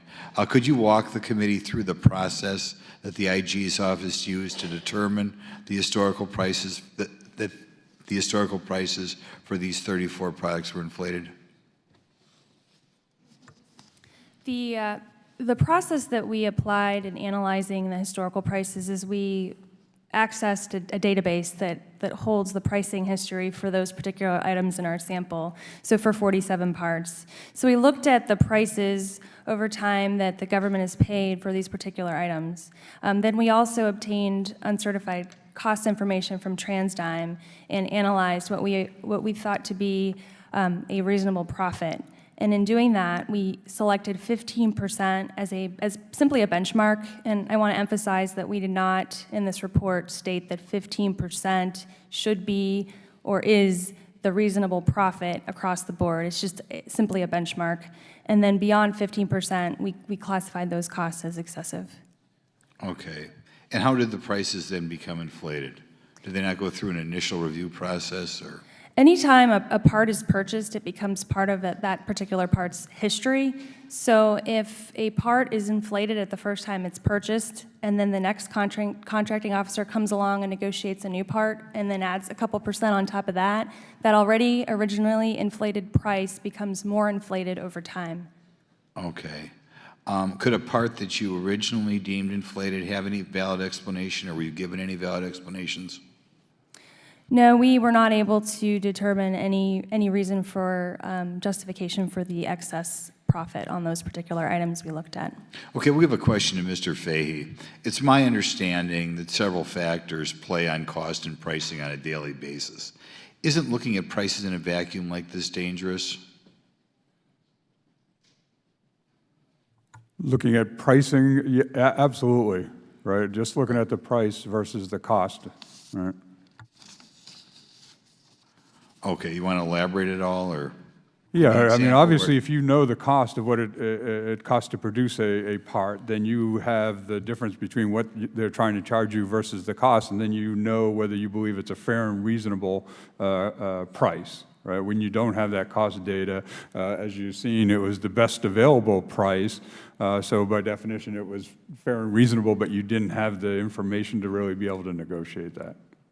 Okay. Mr. Hawley and Mr. Stein, do you ever give the government cost or pricing data to back up a reasonableness claim, even if it's not mandated by law or regulation? Well, I would like to make the difference here between price data and cost data, and I don't allege to be an expert on the FARs, but I believe for the type of parts we make, where we are primarily a commercial supplier, the rules state that the first place to go is to look at the price data, of which most of what we make is what I would call commercial of a kind, so that the commercial prices are the first place to look for reasonableness of the price. I think of the 47 or 46 parts, I think upwards of 40 of them were commercial of a kind, of which we have submitted commercial comparable price data to show that there's a comparable commercial market for them.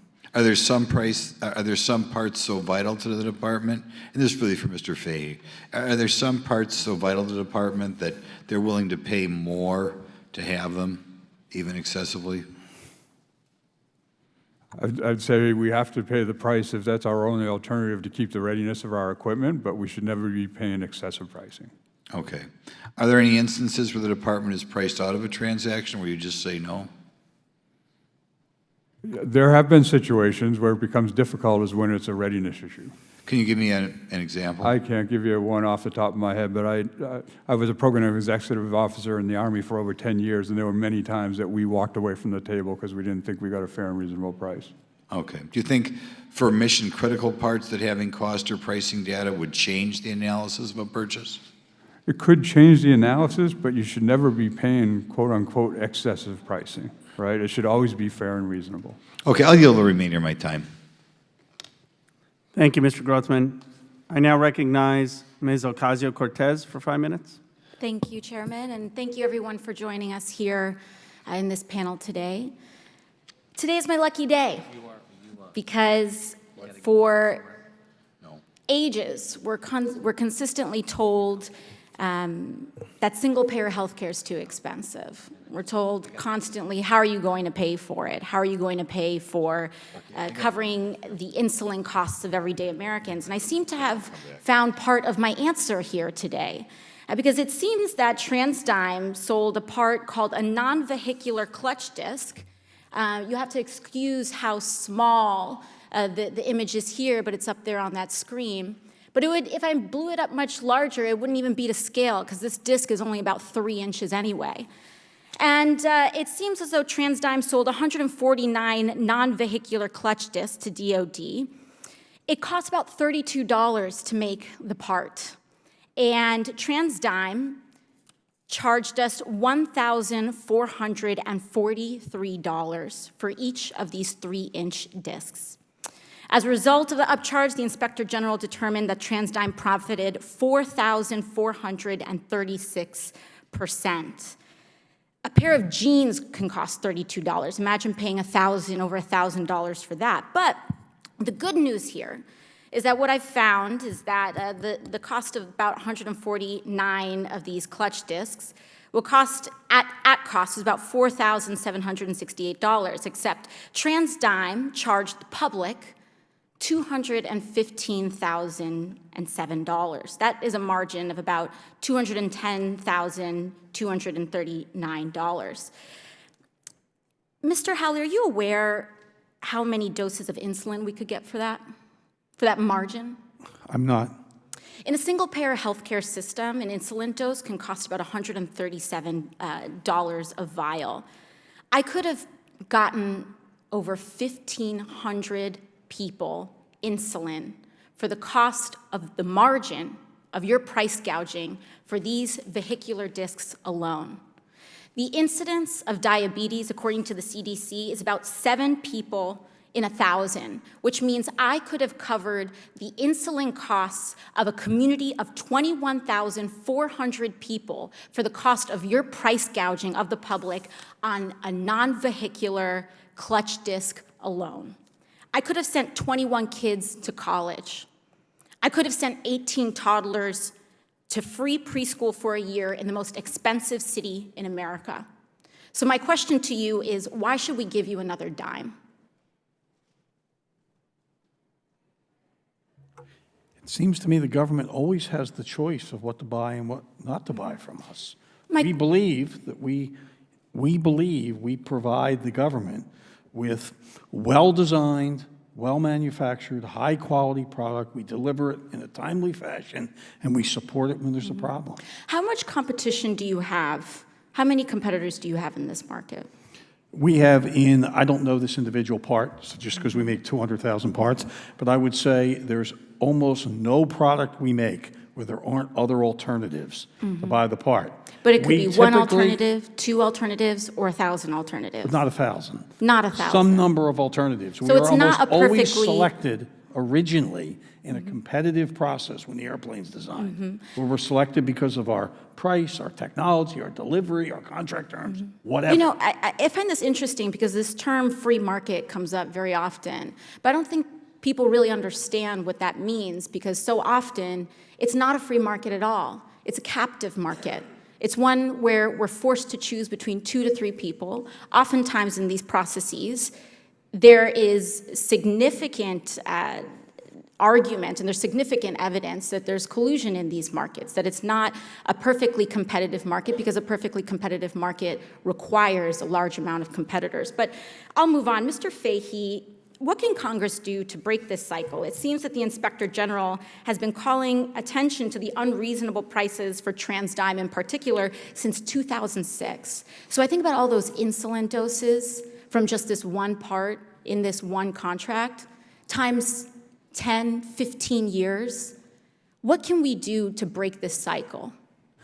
So, ma'am, first, I would support, the recommendations of the DOD IG and working with Congress to figure out What I would say is I would absolutely like to work with Congress on what are the right things to do, and I'd rather not talk about it in front of TransDigm because they'll go out and try to figure out ways to overcome those too. Understood.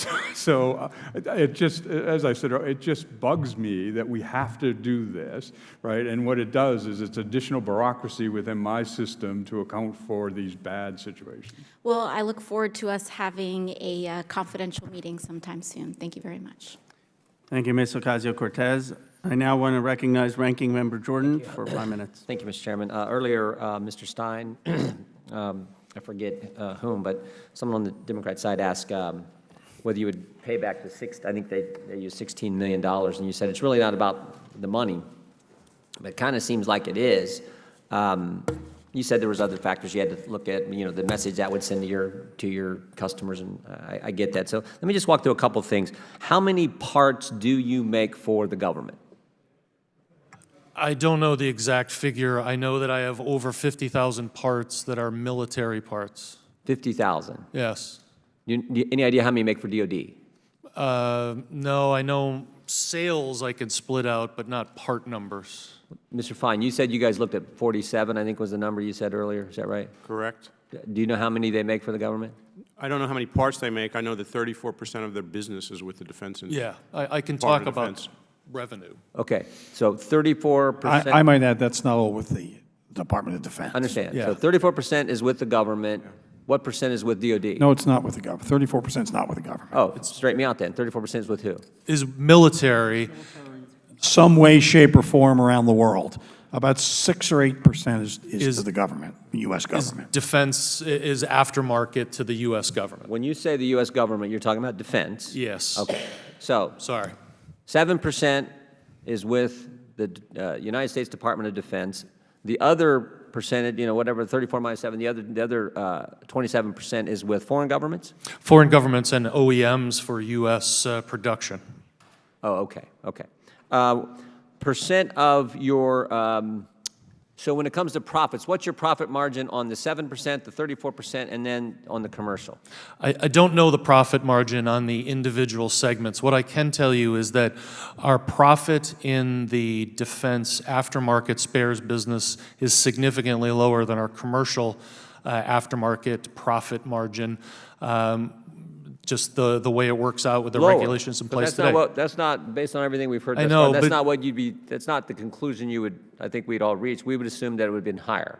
Yeah, it's because this process has non-statistically selected a couple parts that would show a certain direction of price increase. I can just as easily select 46 part numbers or 47 that show dramatic changes the other way.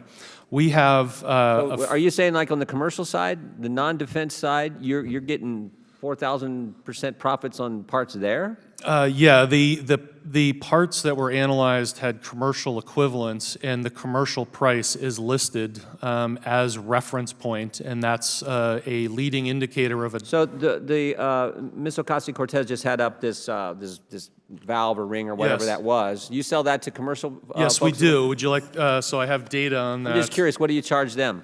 It was sold to British Air for $2,400, and it currently sits on a Satair price list. They're a commercial aftermarket distributor for somewhere around $1,000.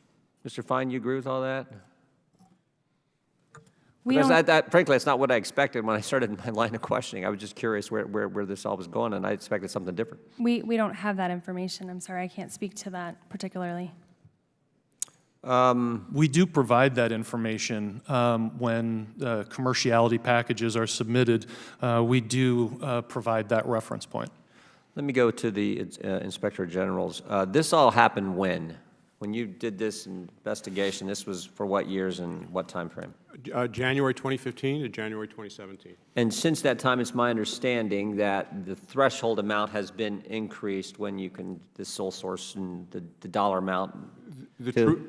Go ahead. The Truth in Negotiations Act and the 2018 National Defense Authorization Act increased the threshold for when they have to provide certified cost information from $750,000 to $2 million.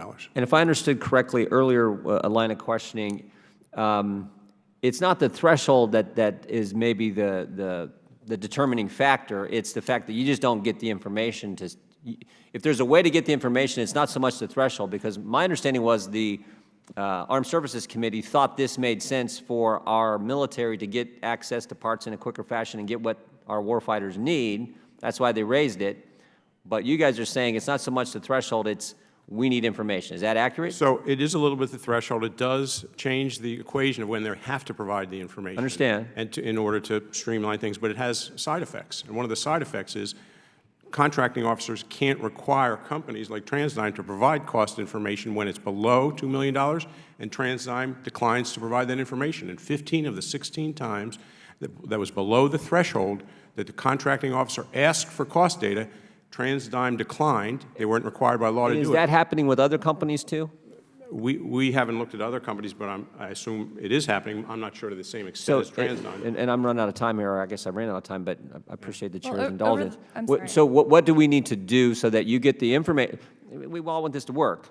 We want people to make a reasonable profit. We don't want excessive profit. We want it to work. We want our military to be equipped. We want it all to work. So what needs to happen? We need to say certain information has to be given to the Department of Defense? I would say that, that we ought to look at the legislative structure to require companies to provide cost information when asked for by contracting officers. They don't have to ask for it each time. There may be times they don't need it. But there are times they need it, particularly in a sole source environment, that when they ask for it, they should get it. And the message will, if it happens just a few times, the message gets sent. When you ask for it, you got to give it, so you better be doing it right from the get-go.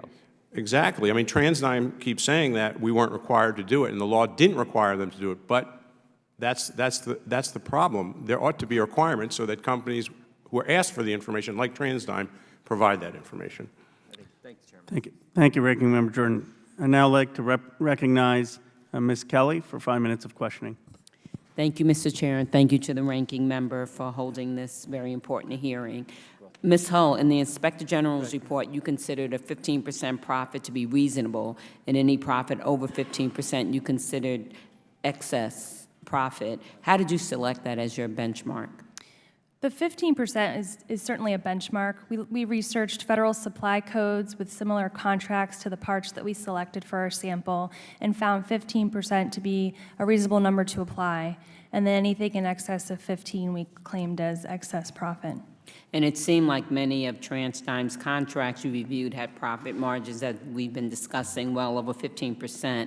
And one of the contracts your office reviewed was a contract for a filter subassembly used in the Hercules C-130 aircraft. This contract, according to your report, had an excess profit margin of 356%. To be clear, the profit margin excludes the 15% in reasonable profits you used as a benchmark for your review. Yes, it does. Mr. Howley, of Federal Acquisition Regulations recognizes that contractors need to make a reasonable profit on their government contracts, but there is a difference between a reasonable profit margin and profits over 300% on a single contract. Do you agree with the Inspector General that 356% profit margin is a bit unreasonable? What I would say is we are primarily a commercial business. They have a method of checking the reasonableness of the prices, and this is the preferred method, I believe, that the regulations describe, is to check price data, not cost data. In almost all the parts that were inspected, we provided commercial pricing data, and that is the preferred method, I understand, by the regulations to confirm the reasonableness of the price. In other words, what the commercial market is paying for that. Let me ask you this. Could you sell to the DOD these parts at a lower price and still make a reasonable profit? I don't believe that's the question for us. The question for us is, I'm asking the question, so yeah, I understand. I understand, but the reasonable, I'd say again, we run under a commercial model. In other words, we don't get paid by the government for our development expenses. We don't get paid for our engineering. We don't get paid for the capital we put into a project. We don't get paid for the startup. We make our money. We make our money in the aftermarket on the spare parts. We don't make, and we even lose money up front.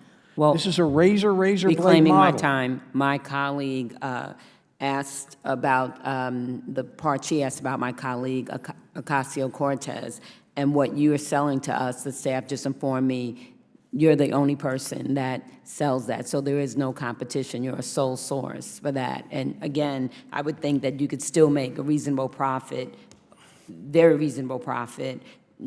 That would be less than 356% despite your expenses.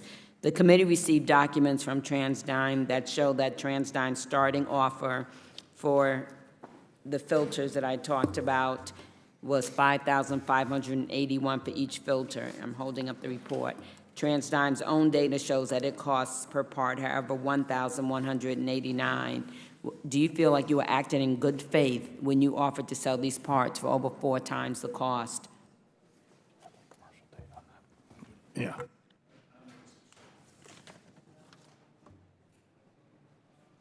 Yes, so we do have, this is a commercial part, it's of a commercial type, and we have sold that commercially, and it's on a price list commercially at almost $5,000, $4,848. The government cannot determine that this was a commercial item. You know, when the contracting officer pushed back on this unreasonable price, one of your employees stated, and I quote, "Giving our cost on this part is the lowest we can go at this quantity." That statement was false, right? Based on TransDigm's own data, the company had plenty of room to lower the price and still make a profit. Given the laws and rules of the land, I don't think they were wrong in the way they approached it. There is a commercial price out there, and we're allowed to use commercial prices as justification for the pricing that we set to the government if it's on a identical or a part that is similar of type. This is allowed, and so the pricing is set that way. Ms. Hull, are these parts commercial? Ms. Kelly, I think it's important to point out that only 4 of the parts of the 47 that we looked at are indeed commercial items or determined by the contracting officer to be commercial. So although TransDigm has said several times during the hearing that all of the parts were commercial, it is our belief that 4 are commercial. I'm going to squeeze in another question. Mr. Stein, you know it's a crime to provide false information to a contracting officer. How is the statement that giving our cost on this part, it's the lowest we can go at this quantity, not a false statement? I do not have the information on that individual part at that time, which would have led him or her to make that comment. So it's impossible for me to provide background on that. Well, you're giving the appearance that you don't always negotiate in good faith, and I do think that you should pay a refund for these excessive profits immediately. I yield back. Thank you, Ms. Kelly. I now want to recognize Mr. Raskin for 5 minutes. Mr. Chairman, thank you, and thank you for calling this important hearing. There really are 2 Americas now. There's the America that we all represent, where we know there to be homeless veterans and people going bankrupt because they can't afford to pay their medical bills, diabetics rationing their insulin, public schools closing art and music classes. And then we've got the military-industrial complex that President Eisenhower warned us of more than a half-century ago, a place where 15%, which is a pretty good return in most parts of America, isn't remotely enough for the greed and the avarice and the seclusion from the rest of society. You got to make 50% or 100% profit or 200% profit or 500% profit, or in some of these cases, more than 1,000% profit, something simply unheard of and unseen in the real America that we represent. Let me come to you, Mr. Howley.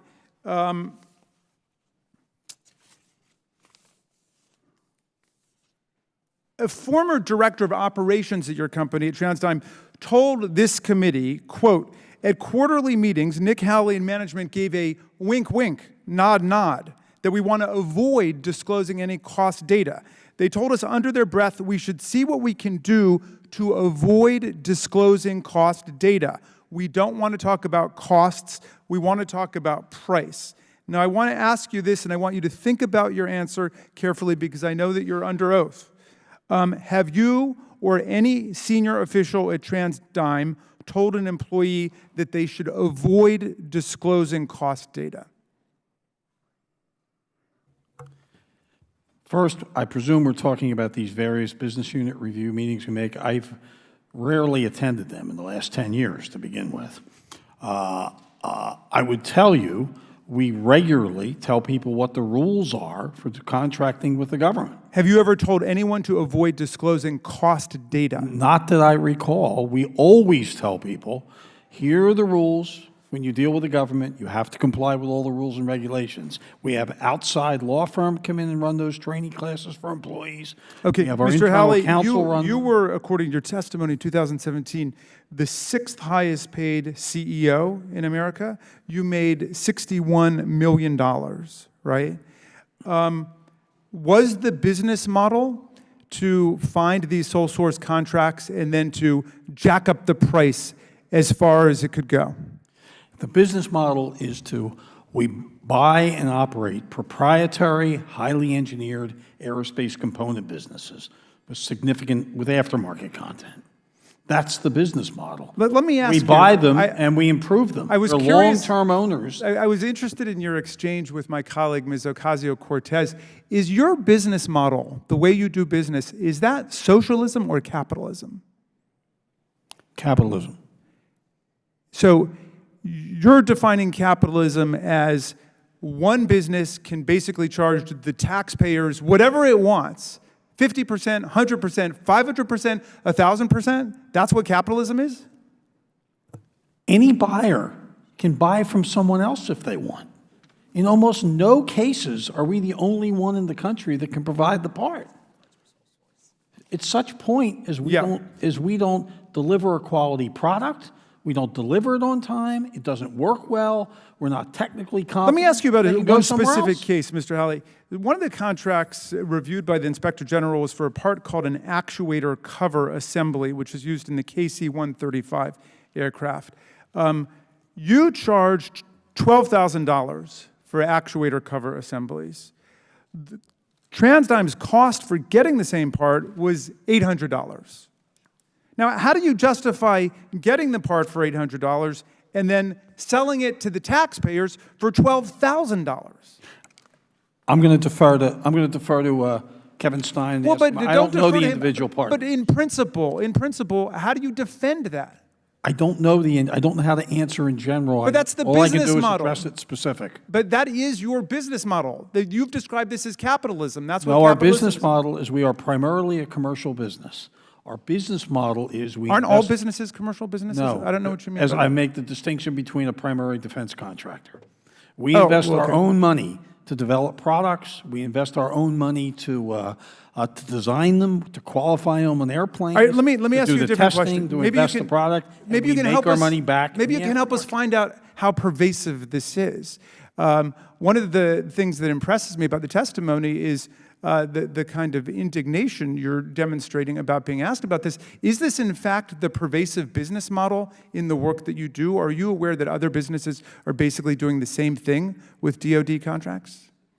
I think the model of a razor blade type of model, where you invest your money up front and you make your money back in the aftermarket, is a very common across many highly engineered niche products. So if we did a thorough investigation of Defense Department contractors, you're saying we would find other businesses that are essentially taking the taxpayers for 100, 200, 300, 400, 500% profits on the products that are being sold to the government? Well, I'm going to say this from memory now, and the other people at the table know much better than I do about this.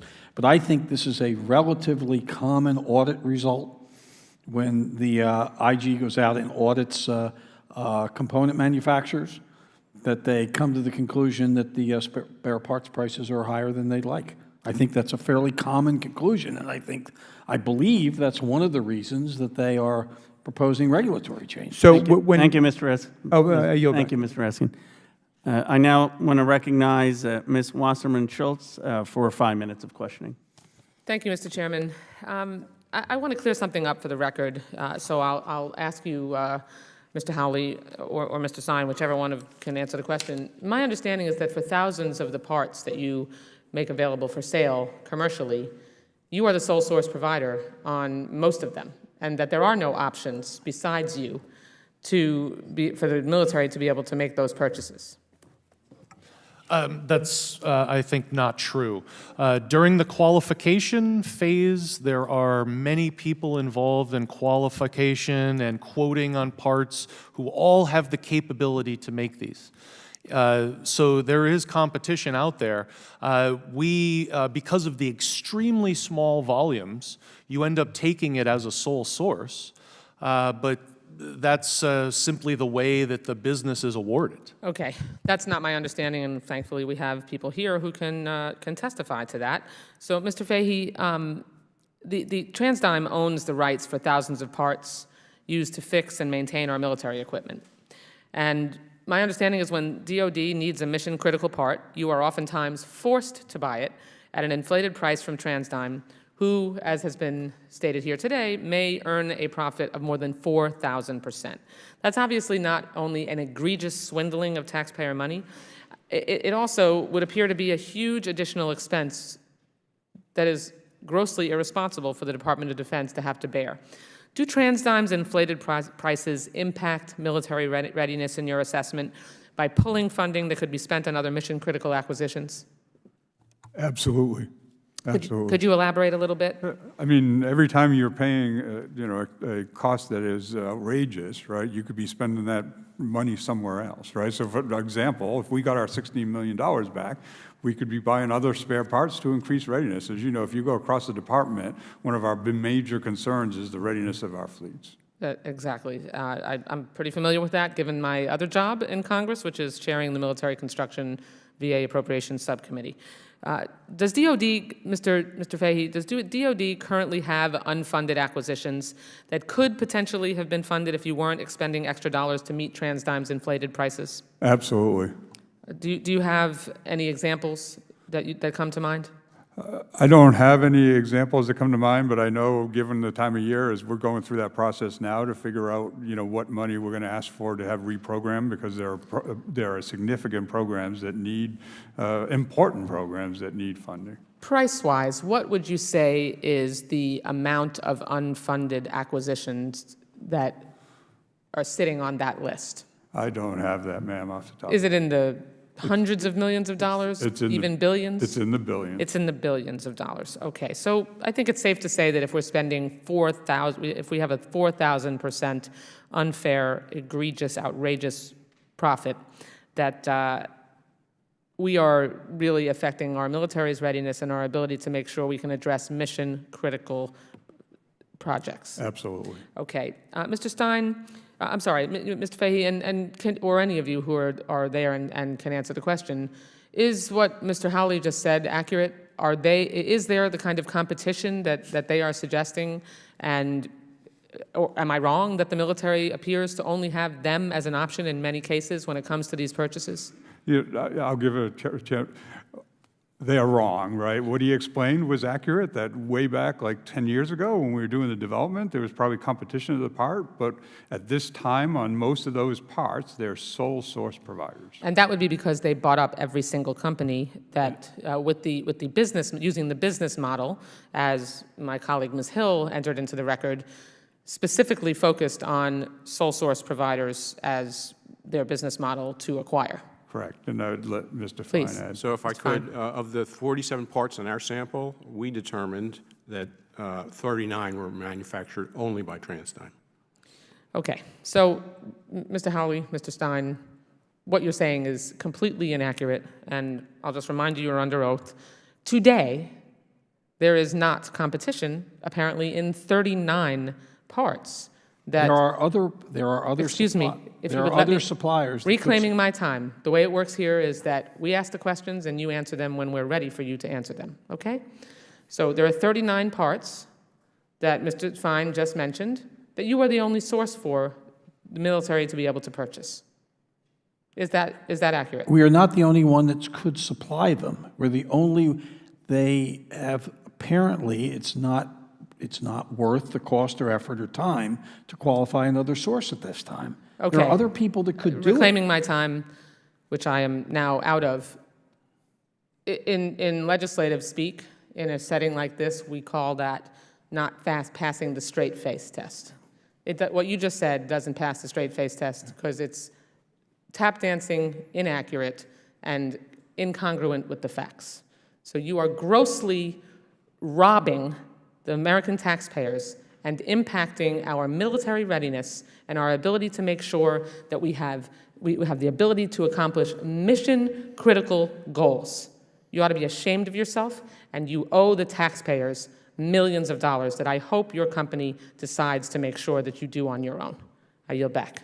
Thank you, Ms. Wasserman-Schultz. I now want to recognize Mr. Connolly for 5 minutes of questioning. Thank you, Mr. Chairman. Mr. Stein, your testimony is, let me ask this. Mr. Fine made the point that you declined to provide DOD or his office with data because it fell below, at or below the $2 million threshold in contract value. Is that correct? I think at the time of the contracting, it was $750,000, but I defer to my colleague. No, my question is, you declined. I'm asking you to corroborate what he asserted. Okay. I think it was $750,000 at the time of the awards, not $2 million, because that was a... But is it accurate that you declined to provide that information voluntarily? We agree to all the laws and rules and regulations. Yeah, we stipulate that, Mr. Stein. My question again is Mr. Fine accurate that, in fact, you declined to provide information his office requested using the threshold as the reason why you did not have to? If I could, Yes. they declined to provide to the contracting officer when the contracting officer requested in 15 of the 16 times. Okay. Mr. Stein, is that accurate? I'm confused. Can you rephrase the question? Mr. Fine said that the contract officer had requested information, and you said, we're not going to provide it because we're not required to because it falls below $2 million. That's not true. If it falls below $750,000 at the time, we said that... Mr. Fine? I think he's debating the issue of what the threshold was at the time. Whatever the threshold was at the time, they were asked to provide the cost, and they declined to do it in 15 Is that of the accurate, 16. Mr. That's accurate. That is accurate. Thank you. Now, is it the policy of your company deliberately to restructure the value of contracts so that you fall below that threshold? For example, we had one former TransDigm sales director who told the committee, and I quote, "We were coached on how to structure agreements. It was suggested to us that we use shorter agreements. Don't sign long-term agreements. We were encouraged to use excuses." Is that an accurate statement in terms of the policy of your company? I don't think so. We do not have a policy that does anything but to agree with... You're under oath. Is it your testimony that nobody was ever coached to do that? No one was ever coached to split a contract. Okay. I'm not aware of any instance where that happened. All right, period. good. You're on record. Yes, I'm not aware of any instance where that happened. That employee went on to provide an example. He said, and I quote, "The government asked for a multi-year solicitation of Black Hawk parts. We, however, shortened the term of the contract to 9 months so that we wouldn't go over TINA." Is it your testimony that he's wrong, that that did not happen? I have no idea the details of this part or the testimony that this person is giving. That's not my question. Are you familiar with the fact that there was a multi-year solicitation of Black Hawk parts? No. That doesn't ring a bell with you? No, it didn't ring a bell with me. All right. So we have testimony from one of your former employees that contradicts what you've just said here under oath, that in fact it was the strategy of your company to do that. Mr. Fine or Ms. Hull, any evidence about that? For the purposes of our audit, I can't speak to TransDigm intentionally keeping dollar values under a certain threshold, but what I can say is that the majority of the parts in our sample, which is proportionate to the percentage of contracts they have, are predominantly under the simplified acquisition threshold. Sure looks like a strategy to me. Mr. Stein, you have repeatedly said in your testimony today in response to questions that you look at the commercial value of products and what you provide is largely commercial. Ms. Hull, you said, if I understood correctly, of the, I think you said 47 parts you looked at, only 4 would fit that category. Only 4 of the 47 parts were Right. commercial. Do you dispute that, Mr. Stein? I do. Do you want to elaborate? We have commercial packages that have been submitted on all of these. These are commercial parts. They fall under the FAR Part 12 of commercial in type, so that the commercial prices are legitimate. Ms. Hall? The contracting officer, in this case, made the decision that 4 were commercial, not more than 4 for our sample. Mr. Stein says that's just not accurate. It is up to the contracting officer to determine whether a part is commercial, and in this case, for those 4 parts, they made the commercial item determination that just 4 were commercial. Mr. Fine or Ms. Fahey, before my time's up, but I'd like to give you an opportunity to comment on that. No, I would agree, and we have. You would agree with what? That the low number that is considered commercial, and we have a more laborious process to decide whether somebody's commercial or not. So, Mr. Fine. No, I agree with Ms. Hull. This is a decision made by the contracting officer and DLA in this case. What was commercial, and 4 times they were determined to be commercial, the rest were not. So, Mr. Chairman, as I yield back my time, I just want to note, this is very troubling because we have the government saying that only 4 of the parts, in fact, would be defined as commercial, and we have the contractor saying, no, they're all commercial. We have employees who have told us that they were told not to talk about cost directly by Mr. Howley, and Mr. Howley says he does not recall ever making that statement to employees. We have employees telling this committee that the company deliberately restructured contracts and agreements to fall below a certain dollar threshold so that they would not have to provide data to the government. And we have Mr. Stein under oath denying that was not the policy of his company. And it just seems to me we have an awful lot of contradictions and very different point of view between the government, who's the recipient of these services, and the company providing them, and the company's own former employees. And I would just say to both Mr. Stein and Mr. Howley, you'd better be right, because you're under oath. And it would be my hope that this committee will vigorously follow up on this testimony and corroborate or not what we've just heard here today. I thank the chair. Thank you, Mr. Connolly. The chair now recognizes Ms. Norton for 5 minutes of questioning. Thank you very much, Mr. Chairman. Mr. Howley, I think this is an opportunity to clear up for the public, not only for this committee, make us understand something about these profit margins. For example, one of the findings of the Inspector General was that TransDigm actually denied 15 separate requests from contracting officers for uncertified cost data. And the dates given us are between January 2015 and January 2017. You might understand that it creates a kind of suspicion right there that you can't get the information that normally a buyer would ask for. So let's test this. On one of the parts you refused to provide data for was a position indicator, it is called, purchased by the Army Contracting Command. Now, according to the cost data TransDigm provided to the Inspector General, this part cost $2,161 to manufacture, but you charged the government $11,733 for each part. So my question is pretty straightforward. How is nearly $12,000 a reasonable price for something that costs TransDigm about $10,000 less than that to manufacture? Congresswoman, I don't know the details of the individual parts. We have 55 independent operating units that we operate. Would you regard that as a reasonable price?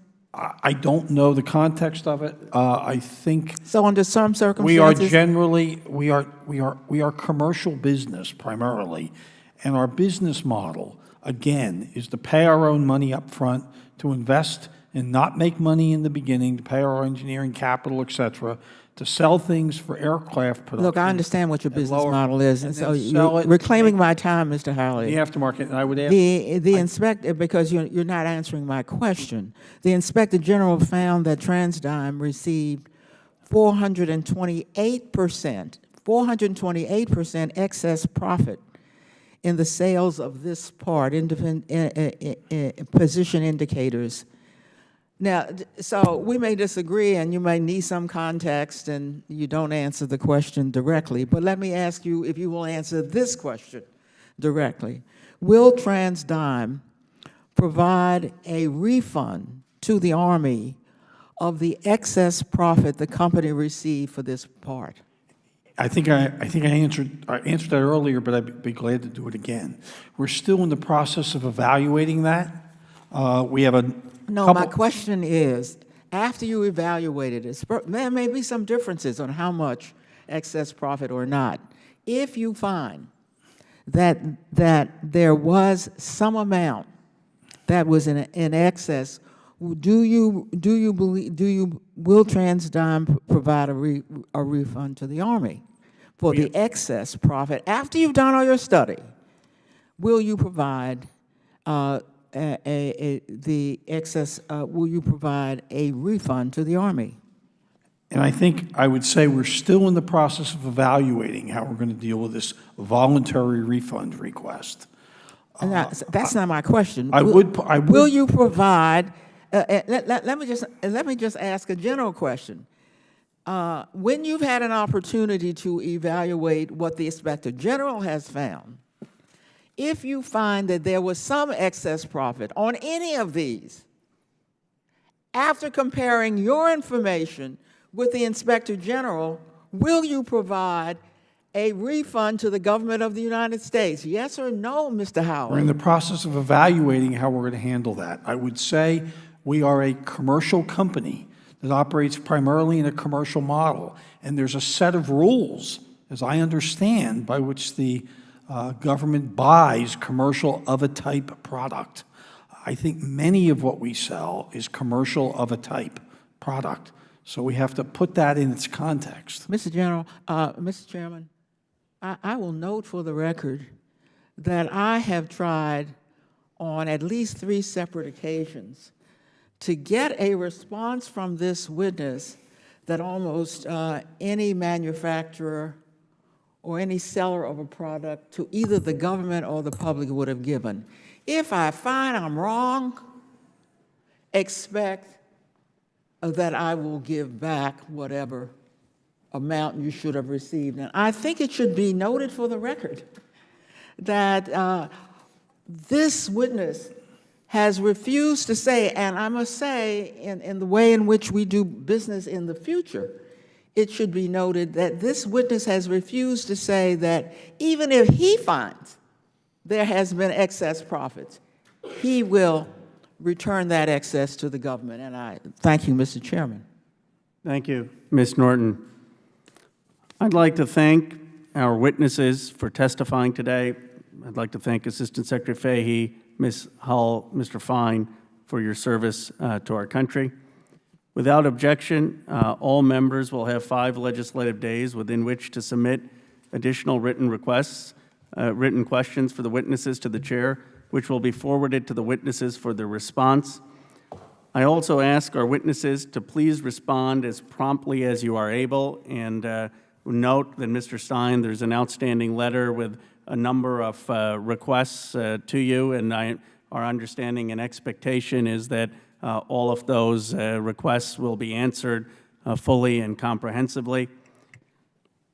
Before I give Mr. Grotham a chance for his closing, I would just like to note the bipartisan commitment in this committee to continue to investigate this, to note Mr. Meadows' comments as well as Ms. Spears' comments that TransDigm should reimburse the taxpayers for the excessive profits. You've heard that over and over again from both Republican and Democratic members. Now, you could do that personally. given the amount at stake and given the amount you were making as CEOs. Or you could do it as a company after you consult your lawyers without admitting liability. People do that all the time. You don't have to admit liability to do the right thing. My strong recommendation, speaking for many members on the committee, would be that you consult your lawyers, maybe over lunch, and do it by the end of the day to seem responsive to a body that represents so many constituencies in this country.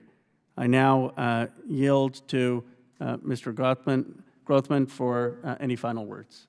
Right, I'd just like to thank you for having the hearing. I thought it was illuminating for everybody here at a time when we're borrowing about 20% of our federal budget. Is again and again amazing the degree to which we seem to shovel money out of this city without regard to the fact that we're driving people deeper into debt. I would hope the military itself weighs in a little bit stronger here. I mean, they've gotten huge increases in spending the last few years. And the military is number one. I mean, if we ever don't have the number one military in the world, we're in a lot of trouble.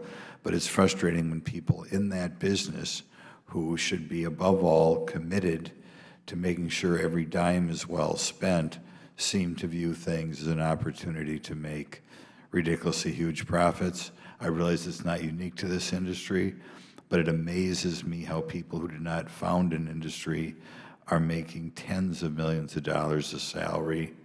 I mean, I don't know whether I was ever in that position, if I'd feel guilty about cashing such a check or not. But I'd like to thank you for having this hearing, and hopefully something will come of it. Thank you, Mr. Grothman. I also just want to recognize the staffs, both on the Republican side and on the Democratic side, for their extraordinary work in making sure that we had this oversight hearing. With that said, this hearing is adjourned.